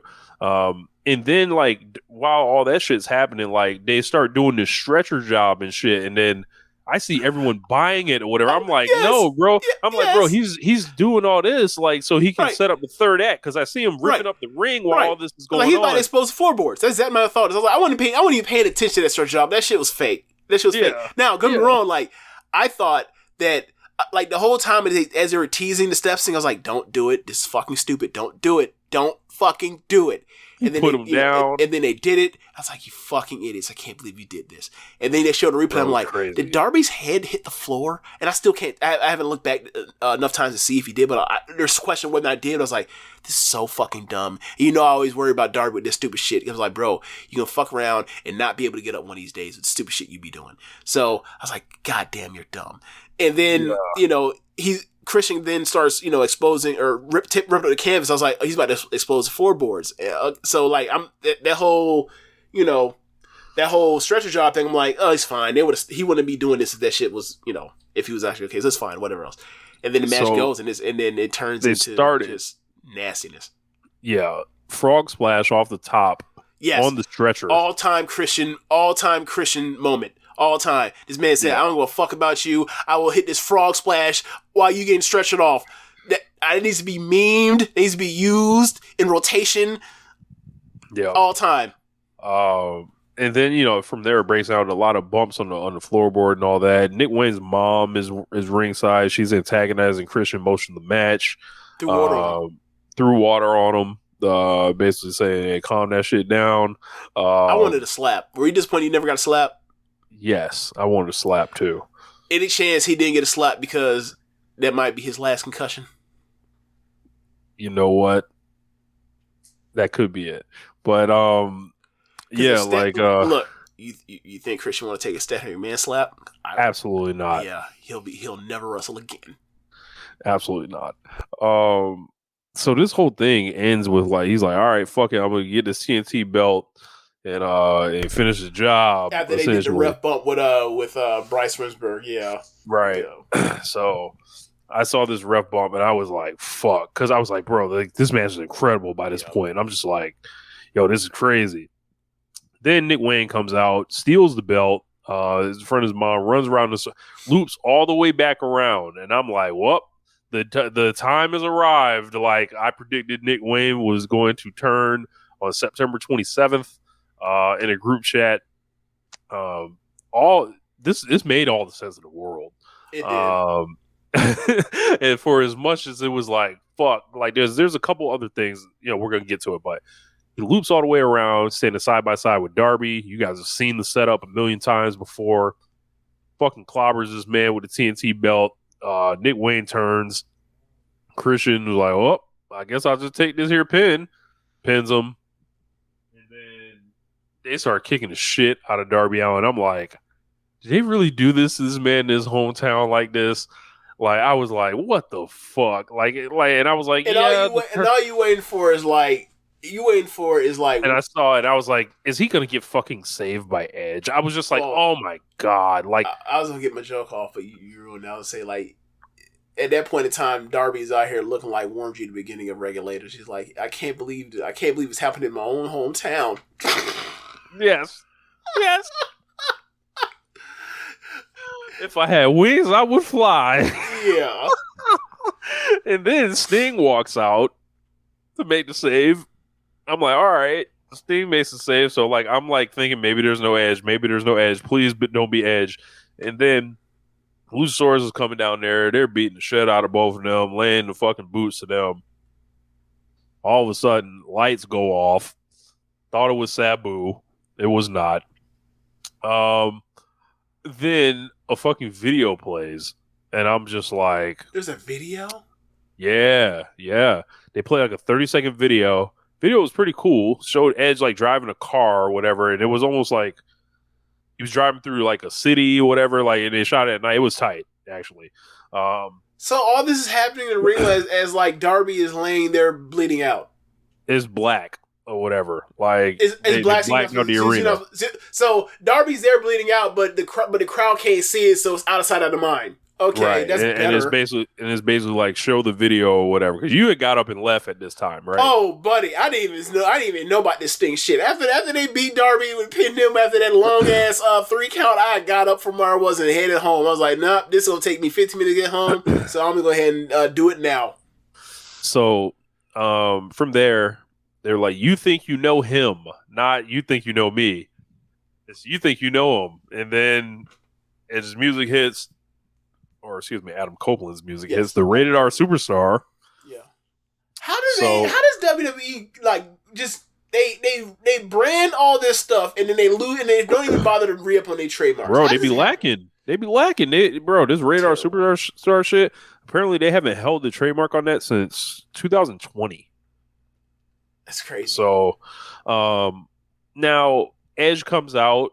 Hits the poses, runs around, and all this other shit. Let the pyro off. Let all the pyro off. Not a dud in sight. That shit made sure to go off. Meanwhile, the biggest blow-off match in the history of the company, we ain't had no way to check it. There was no way we could foresee such a thing. When Cody come out with enough pyro to blow up an unincorporated town, it goes off every single time. I want justice for Jon Moxley. I want justice for Kenny Omega. And I want justice for Eddie Kingston. This is bullshit. I need one of these niggas to catch a dud. Why are they only ones to catch duds? Bro, if I was one of those three, I would want to fade with the pyrotechnic operator every time. I'm like, one of these days, you're going to have to give me the fade. Like, just once. Like, you have to pay. Like, but Edge comes out, jumps in the ring, and Nick Wayne hands him the chair. Like, hey man, you with us? Obviously, you with Christian, right? You Christian's homeboy, and he's like kind of playing like, yeah, I'm here with you guys or whatever. And then he has a chair up like he's gonna give Darby the concerto or whatever. And then he loops around, swings on Nick Wayne. Christian rolls out the ring immediately. He's like, fuck this. And then he hits Luchasaurus with a spear, gets them boys out of there, essentially helps Darby up. Then they, basically like, oh my God, Adam Copeland is here and all this other stuff. And by this time, why are you making Excalibur sound like Vince? It's just a default. Okay, setting. I just like, man, But what a debacle. I was looking at Darby at this time, right? Darby had been down for so long, and then he lost the match, hometown, for the belt, and then all this shit is like, yup, all this is just they stole the main event for an Edge debut, right? And then I'm like, I just start thinking to myself, I'm like, what if Nick Wayne just decided to be an honorable person and not turn heel? Does Edge just never come out? Yeah, I know you're not supposed to think about these things. No, but you should. You absolutely should. Because it's like, first off, in reality, Danielson should have been main eventing. Like, if you're going to have 3 hometown people on a pay-per-view in matches, the one that loses should not be the fucking main event. That's dumb. But because Adam Copeland is all elite, that justifies it being the main event, even though it should not be the main event because the hometown person is losing. Yeah. I guess it was just such a big thing, and it's killed social media all day. I think it's over 1 million on YouTube on the views and stuff like that. And it's good, cool. I'm not. It's I'm a lot. I'm not disparaging Christian or Edge Adam Copeland coming into AEW. Me, I like Edge, Adam Copeland.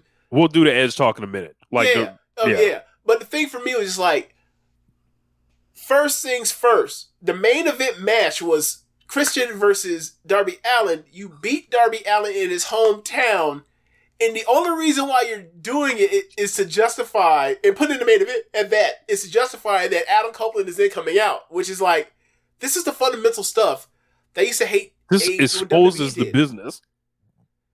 It's I'm not going to, maybe I'm not going as far as you unless you want to expound on that, but for me, it's just they Sami Zayn'd him. They put him in his hometown and then beat him. And there's no need to do it. I think that Sami Zayn thing was 100 times worse because it wasn't like Darby Allin was being propped up as the hottest thing in the industry. I don't think Darby Allin didn't lose because of himself. He did get fucked. If Darby Allin lost because of himself, I'll be with you. There's a little, there are loose ends you can pull on there, but I just don't get the idea of the hottest person in the match is in the main event and they lose in their hometown. I'm just not going to. Nah, man, I'm never going to be okay with that. I'm sorry. Obviously, they should never done. The answer is they should never done Sami Zayn versus Roman Reigns unless you're going to give Sami the belt and have Roman win it back a week later or whatever else. But that's beyond. We're past that now. But they should have never beaten Darby Allin in this spot. And it reminded me a lot of WrestleMania 35 when we were okay, either Kofi's going to get screwed or Becky's going to get screwed or Seth's going to get screwed. And I remember going into it somebody has to get screwed. Everybody feels that someone's going to get screwed here because it can't just be on the biggest show of the year that all the good guys go over and it's a happy, joyous night of pro wrestling after we got our teeth kicked in for 364 days out of the year. We can't have our one day of the year where all the good guys finish their stories, have their happy endings. No, can't happen. WWE actually let everybody fucking win. AEW said, nah. Somebody's getting fucked here. And I was like, man, that stinks. I was just do the clean sweep.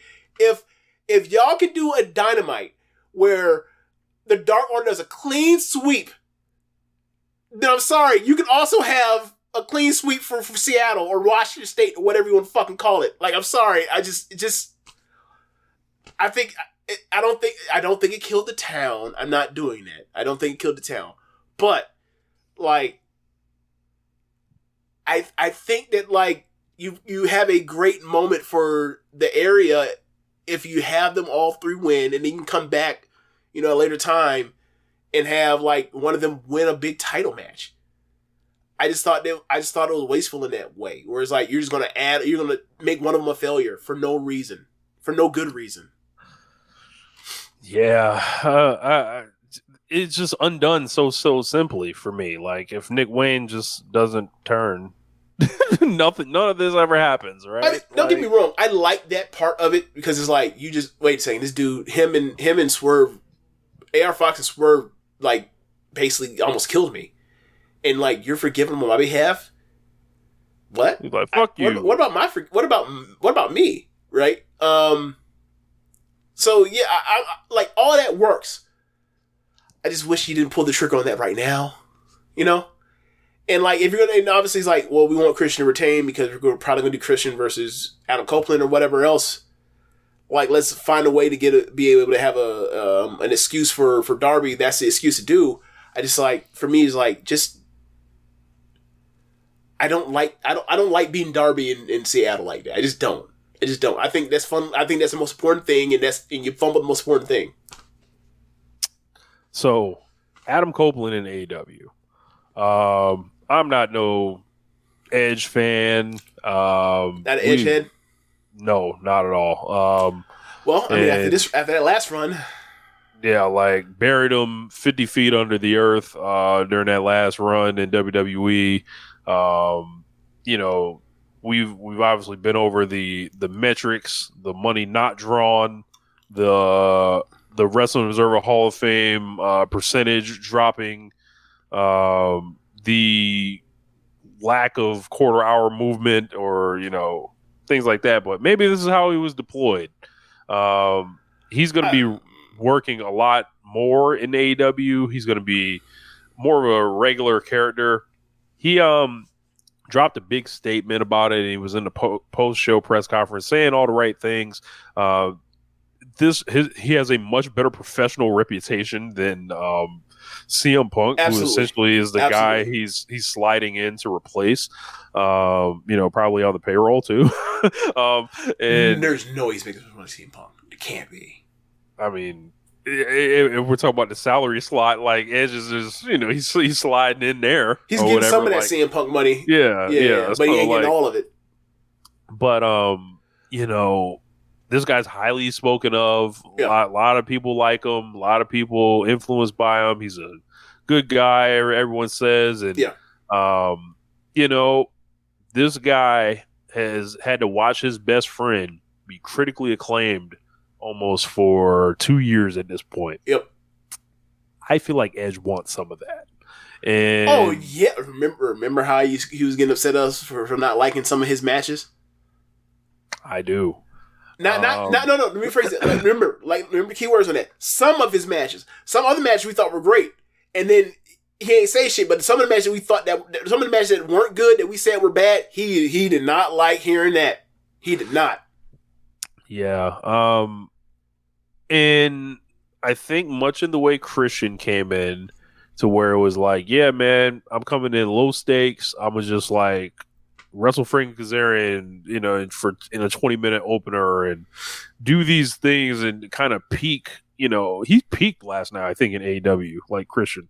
That was his best match in AEW. Yeah. And like he's been on a incline pretty much the whole time. Just like with the turn was great. Yep. You know, the stuff with Jungle Boy and like, you know, all this stuff is like kind of just worked out for him. A lot of stuff broke right for him. Now with Edge, it's like he does not have the pressure to be this all-time legend. He does not have the pressure to be this genius wrestler who's just better than everyone and marketed as such, kind of. He does not have the pressure to be just this guy that everybody remembers from back in the day or whatever. Like, he jumps to AEW and it's like, what does he look like under low stakes? That's actually kind of interesting. Like, because I don't think any of us are demanding for him to be one of the 5 best wrestlers in the promotion. Like, that's not. That's not like happening here. Like, and I mean, it's to like, be honest, I don't know who the fuck was asking to do that in WWE either, because he wasn't that either. But they were pushing them like, you know, They like, were. yo, you're gonna win the Royal Rumble. You're gonna have all these fucking great matches. We're gonna give you like 35 fucking minutes at a time and all this stuff like that. It's like, no, man, like reel this shit back. Like, what does he look like under a different thing? Like, we know you like to bleed. You're a deathmatch guy. He's gonna obviously probably do better here in AEW than in, you know, obviously in WWE.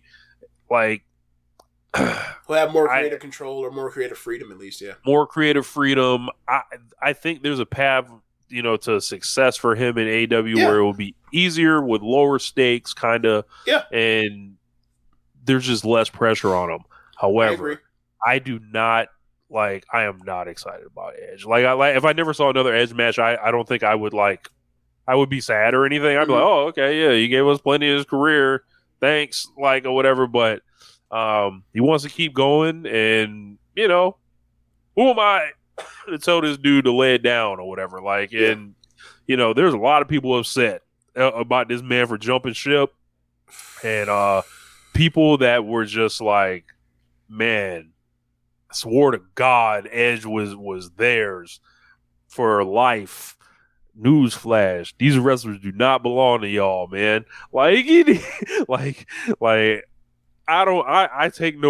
do not rejoice in picking Edge up. This isn't Kazuhiko Nakajima walking in the door, who Tony Khan did say he has interest in in the press scrum. This is not that where I'm about to start celebrating all that, but it's like, you gonna give me a chance to laugh at these maniacs, I will take it. It's always so weird. It's like, you know, I often talk about this when we talk about, you know, the way NBA basketball is covered. And it's like, do y'all even like the players? Or do y'all like the gossip and like the transactional, like, pseudo fantasy GM aspects of moving these assets and pieces around and you know, that kind of stuff? It's like, do you actually enjoy like turning on a game on a Tuesday, like, illegally, right? Or if you got the package or whatever else? Like, do you enjoy actually watching this stuff? Do you enjoy actually, like, the people that bring you the memories from watching this pastime? And so for me, it's like, when people do the whole, like, I can't believe this person left to go to here, I'm always like, so you didn't actually really like them. Because if you did, this wouldn't bother you. Like, like, those memories that you have with them in this promotion, nothing changed. That stuff still all happened. So what's the problem? They left the dude have memories elsewhere? That's weird. Yeah. So this one was like, you know, 25 years of Edge. Edge, one of the most pushed guys in WWE. I think he won more championships than anybody in WWE in their history or whatever. But like, the possessiveness over Edge while Dolph Ziggler was just fired unceremoniously, right, for just loyalty for years and years of WWE, and it's like, y'all just like, well, that's just the cost of doing business, and it's like, it's okay. It's a team shit. It's room for laundry. It's like, it's okay if the team makes a decision to part ways, but it's not okay for the player to make decisions to part ways. And I've always hated that shit. As long as you know me, I've always been like, why is this one-way street and it's only like a transactional, this relation where it's like, what can you do for me, or what can you bring me? And then if the other side wants anything of it, then it's like, nah, man, you out of pocket. Like, I hate this shit. And it's like, it only comes down to being like, y'all actually like it. Y'all actually like these people. Had the Elite jumped to WWE, I would not have been happy for a multitude of reasons. Right. I would have not been happy off the sense of, does this mean like AEW is going to go down and be in jeopardy? Like, we know nothing's going to happen to WWE at all. Right. Like, but like, that'd been my only issue with like them leaving, but that's not an issue that like I lay at the feet of them and I wish them the worst. It's like, yeah, man, that kind of stinks that you're leaving because it's all elite wrestling and now it's no elite wrestling. It has to be NEW. And now, and now it's like, oh, now it's all MJF in the MJF first. I kind of wish y'all stayed because I want to watch y'all. but it's not like, but it's like, nah, man, if you want to go out there and I want to see Roman Reigns have a 5-star match one day eventually. I like to see him and Kenneth get it down. Yeah. Let's see. I want to see that. So yeah, that wouldn't have bothered me. Also the part when they left is like, I think they would have fucked the Young Bucks over immediately. I do not like the future prospects of the Young Bucks in WWE. So that's another thing where I'm worried, like, oh, so you're going over there and like they're not going to use you the way that you would like to be used. That's not, buddy. That's not a good idea. It's not a good idea. Yeah, so, yeah. But as far as like, if y'all want to make that decision, good for you. That's what you want to do. Like, you see me out here with Gargano, I'm just like, all right, man. All right. Yeah. This Edge thing is like brought out like the comment sections, man. Like, this is not like your normal like, yeah, man, somebody jumped to another promotion and obviously there's idiots. It's like, nah, man. Is this like the one that hurt most is Jericho? Edge hurts them bad. I don't know what it is about Edge, right? A lot of nostalgia for the Ruthless Aggression, SmackDown 6, Edge's ride. All this time we wasn't watching the Brood, whatever, right? Like a lot of nostalgia tied up to Edge TLC. Or whatever. Like and him winning the world title on Saturday night or Friday nights, whatever the fuck, on SmackDown. Mm-hmm. All those times. But man, I'll tell you this about Edge. I started hearing this stuff maybe like a year and a half ago that he was not long for WWE. This is, I feel like, pretty easy to follow if you think about a lot of Edge's career. Someone that was around him his whole career and was a senior to him and never really worked with him was Triple H. So, is this like a Triple H and Chris Jericho situation? I'm not saying that. It's not to that extent, right? But when Triple H was on top, who was the next guy that was coming up? It was tall, long blonde hair, in shape with the body, good looking to the women. Edge was a threat to Triple H back in the day. Kept him on the other show. They only worked with each other, I want to say, maybe one time. I feel like Edge is a Vince guy. Triple H is, in charge now. They didn't really have a ton for him to do these last, years. Like, they did the what weird... What do you mean? They gave him what do you mean, Rich? They gave him a faction and they kicked his ass out of his own fucking faction. And now they're the second hottest thing in the promotion right now. I'm just saying, I'm just pulling on threads from his career that maybe can explain this move to people that feel like it's out of nowhere. I'm adding into your point. Like, they're like, hey man, you doing something real cool over here. How about we just take it from you and kick your ass out of it? Like, what the fuck? Yeah, they used them 4 times this year, right? And the guy clearly wants to do more. He's going to be doing more or whatever. So it's like, he said he outgrew WWE. Those are nice terms. Obviously, this was happening the whole time. Edge is a known liar. Especially like when, and I don't say liar as in like this bad thing. It's like, man, like Edge like comes out here and this man will like people will ask him about these reports and he'll act like, he's just so offended. Someone asked him about it. No, but you said this to me yesterday and I was like, but if he's a wrestler, they're all known liars. Why is his lies more egregious than anybody else's? It ain't like he lying like he Hogan. Right. Like, I'm like, look, man, like, they gave that man a nice send-off in Toronto and all this shit. Like, bro, like, when Edge, like, the next AEW go back to Toronto, that Edge was going to ring off. I'm going to say that.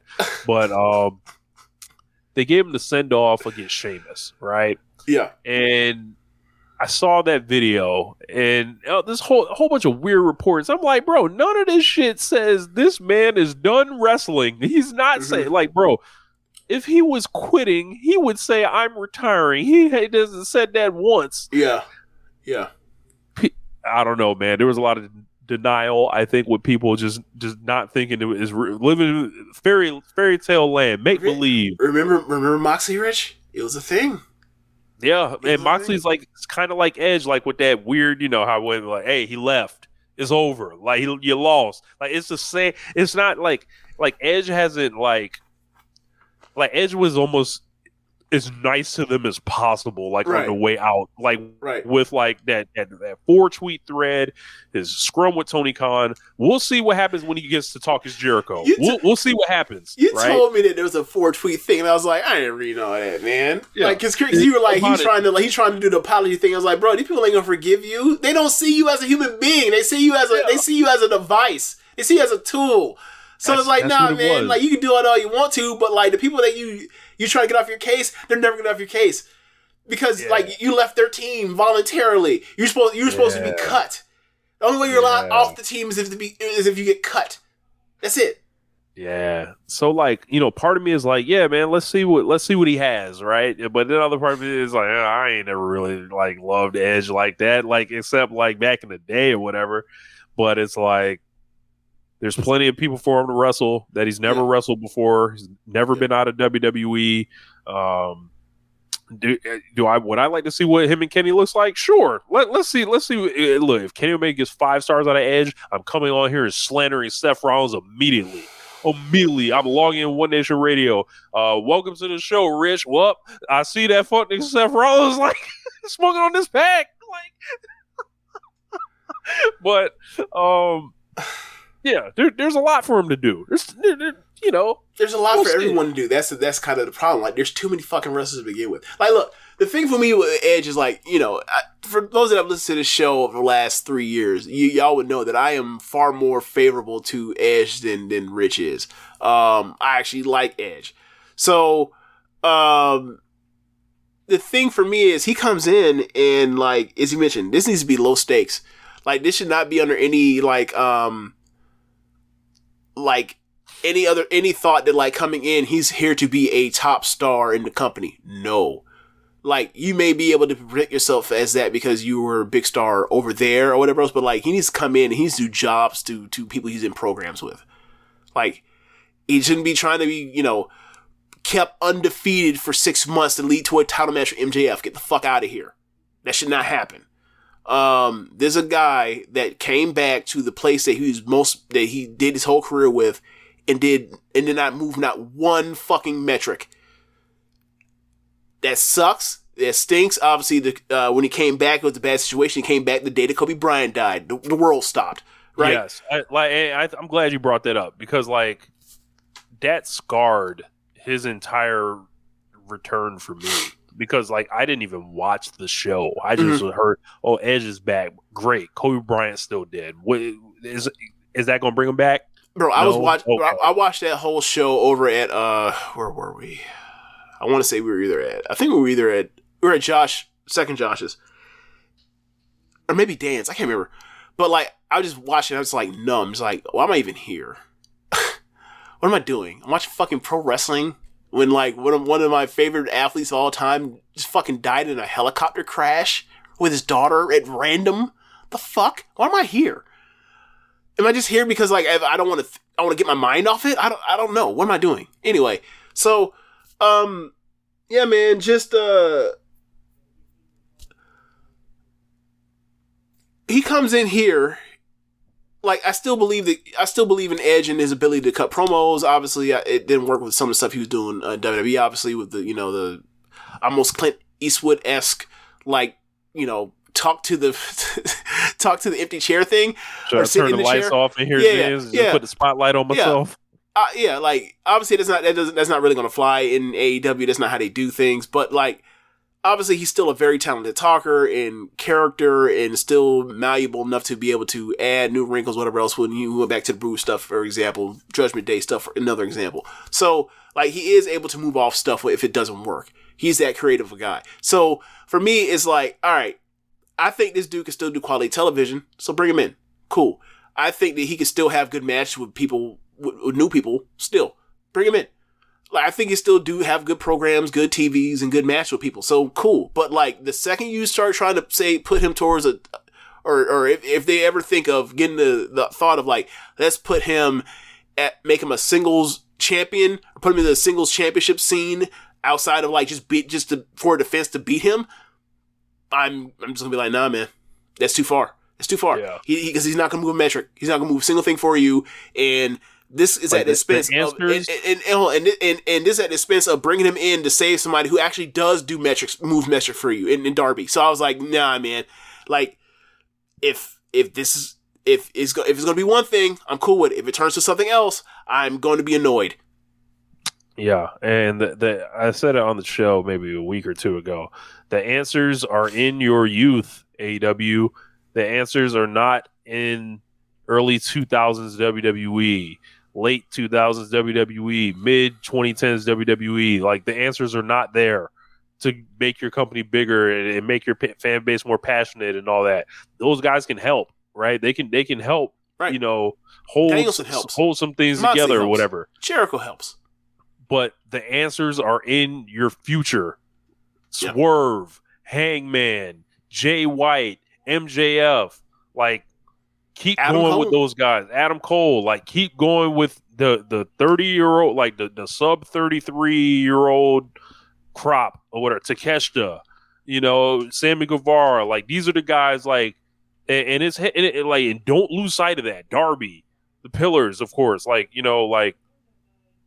don't lose sight of those guys or whatever. And I feel like they're I don't think they are. Shape. I don't think they are. Yeah, as good as these shows have been post the Punk stuff, I think they know where I think they know what to rely on. I'm not concerned as far as that. I'm just saying, like, don't go out here thinking that like you gotta find a replacement for CM Punk because like these Collision ratings have shown you don't need a replacement for CM Punk. You just needed like motherfuckers that wanted to work with a CM Punk after CM Punk showed his ass. But CM Punk showed his ass. People didn't want to work with him no more, and it led to y'all having to segregate the roster, and it ended up being fucked up. And I think people will want to work with Edge. So like, right, we won't have those issues. That I think the same thing. Yeah. Anyway, that's all I got on that. Okay, yeah, but I mean, in general, really good show. Obviously, is not as good as fucking All Out was. All Out's one of the better shows ever, but this was still a very, very, very good show. Fucking, it's a great show. You have the three best matches. Like, you have matches that good, and you have a show with the three matches that damn good. It'll be hard, and nothing's like awful. It's gonna be hard pressed to not call it great. So yeah, great show. Yeah, man. Did you want to do the 5-star talk tonight or hit the wrap up? Nah, man, we'll do it next week. I mean, I can do something like for 5 minutes right now, and then we say we talked about it, but just for people like, it was a weird show for me because obviously you go the last 2 years, you go into the 5-star Grand Prix, and you're expecting just a slate of just incredible matches up and down, and then an incredible final. And because of the injuries, the late injuries, like 3 of the best matches out of the final block stuff ended up getting thrown up in smoke. Like Kamitani, Suzuki was supposed to be the final night. Went up in smoke the second that Kamitani dislocated her elbow. So Suzu is in the pre-show battle royal. So you're supposed to get Starlight Kid versus Mayu Iwatani, the annual tradition of can Starlight Kid finally get this win over Mayu. Starlight Kid ends up hurting her ankle. Mayu gets thrown into the pre-show battle royal. She takes like one bump the whole battle royal. Anyway, Utami versus Julia, the biggest match that they have like protected and have not had them two touch in a singles capacity yet. Utami has a cervical hernia, and I'm sorry, like, to hear she's out with a cervical hernia, I would not expect, she'll be back next weekend, but she was only out, she was out this weekend and she'll be back next weekend. So that Julia ends up in the pre-show battle royal. So you have 3 matches that all could have, easily gotten 4 to 4 stars, just taken off the table for you. So they had to close it out with, those final 7 matches. And, the card was really good, but it wasn't like when you went into it the last 2 years, it was like, this is going to be a show of the year contender, like the last 2 finals were. And ultimately, I thought Micah was the MVP of last night, of the weekend for Stardom, where she, has the match with Mirai, great match, and then has the final match with Suzu, and it was great as well. I thought it was kind of bittersweet and telling, and I felt bad for her that, like, she's in the final. The crowd's happy she's in the final. They're rooting for her to win the final. She gets in trouble. The crowd is chanting for her like crazy to win. And then Suzu wins anyway. And the crowd, I don't remember if they groaned or not, but they were like, okay, whatever, she won. And it's like, Suzu is going to, if Suzu didn't win here, she's going to win one of the next 5 years. Given the situation with the injuries on the roster and everything, given that they wanted to continue with the generational struggle thing, that's the reason why Micah made it. And Suzu also made it as a replacement for Utami and Kamitani in the final. There's never going to be another time where you could have pulled the trigger and actually given Micah one of these. And like either way, whether it's Suzu or it was Micah, neither one of them is going to mean a damn thing for trying to sell tickets to the Sumo Hall show at the end of the year. So you could have given this to Micah just to give it to her as accolades that she's done it. And they Suzu anyway. And James, to my knowledge, they are not saving the title match for the end of the year. This title match is happening in like November. Oh, I didn't even know that.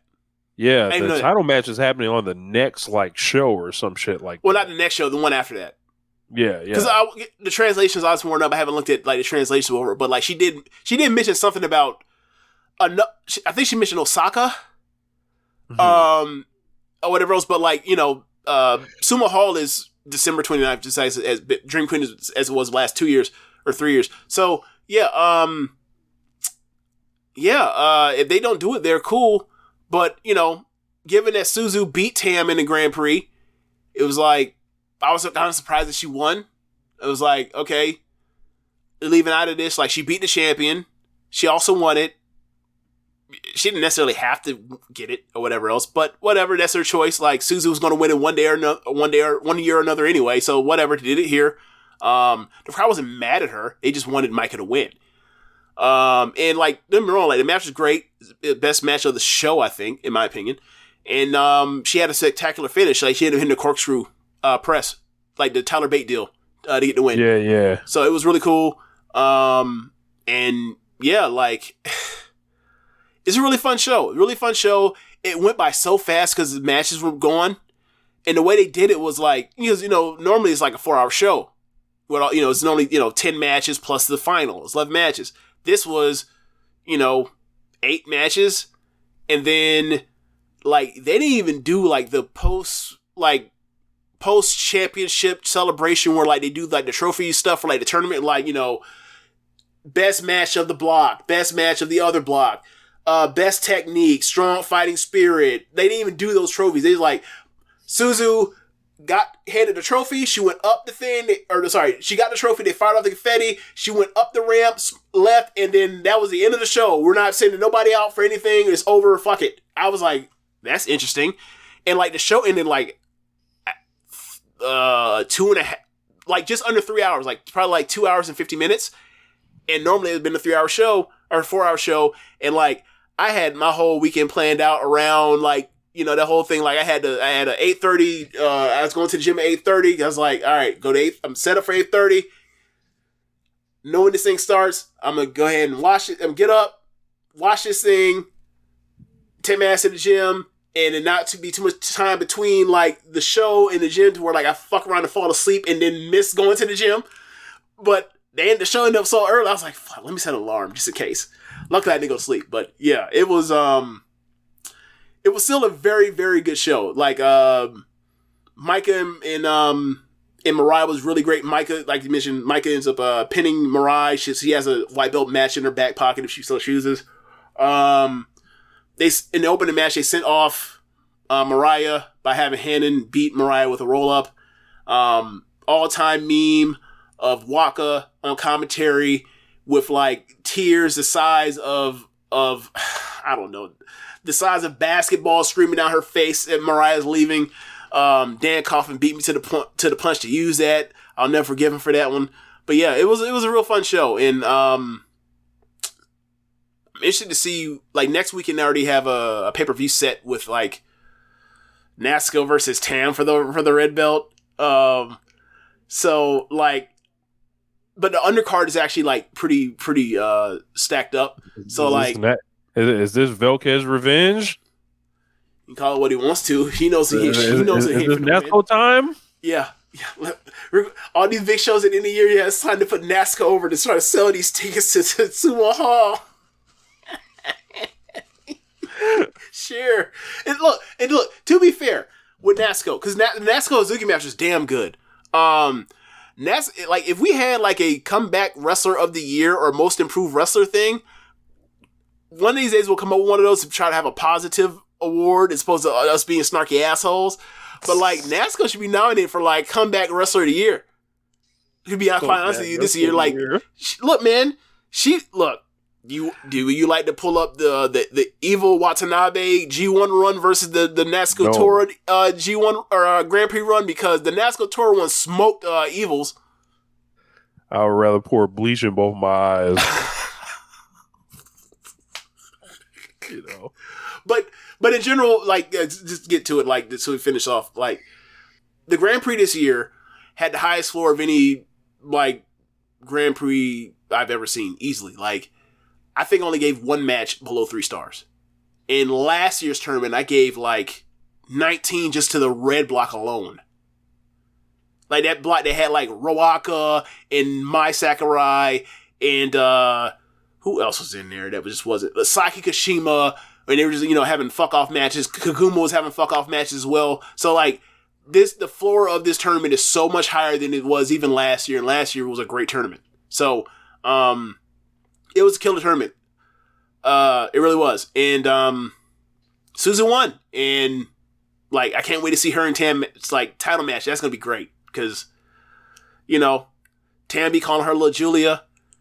And they don't like each other, and they're gonna have one. Look, their bill's gonna be something nasty where they beat the shit out of each other. So that's gonna be fun. But that's all I got. For sure, man. Yeah, that's in the show, y'all. Thanks for listening. If you're watching from the live stream, go to the podcast and go to the show notes and go to the red circle and go click on there for donations. Give us a little taste. Yes, and be sure to listen to other shows on network. Besides One Nation Radio, you have Keepin It Strong Style and All Things Elite. Thanks for listening, y'all. Later. Peace.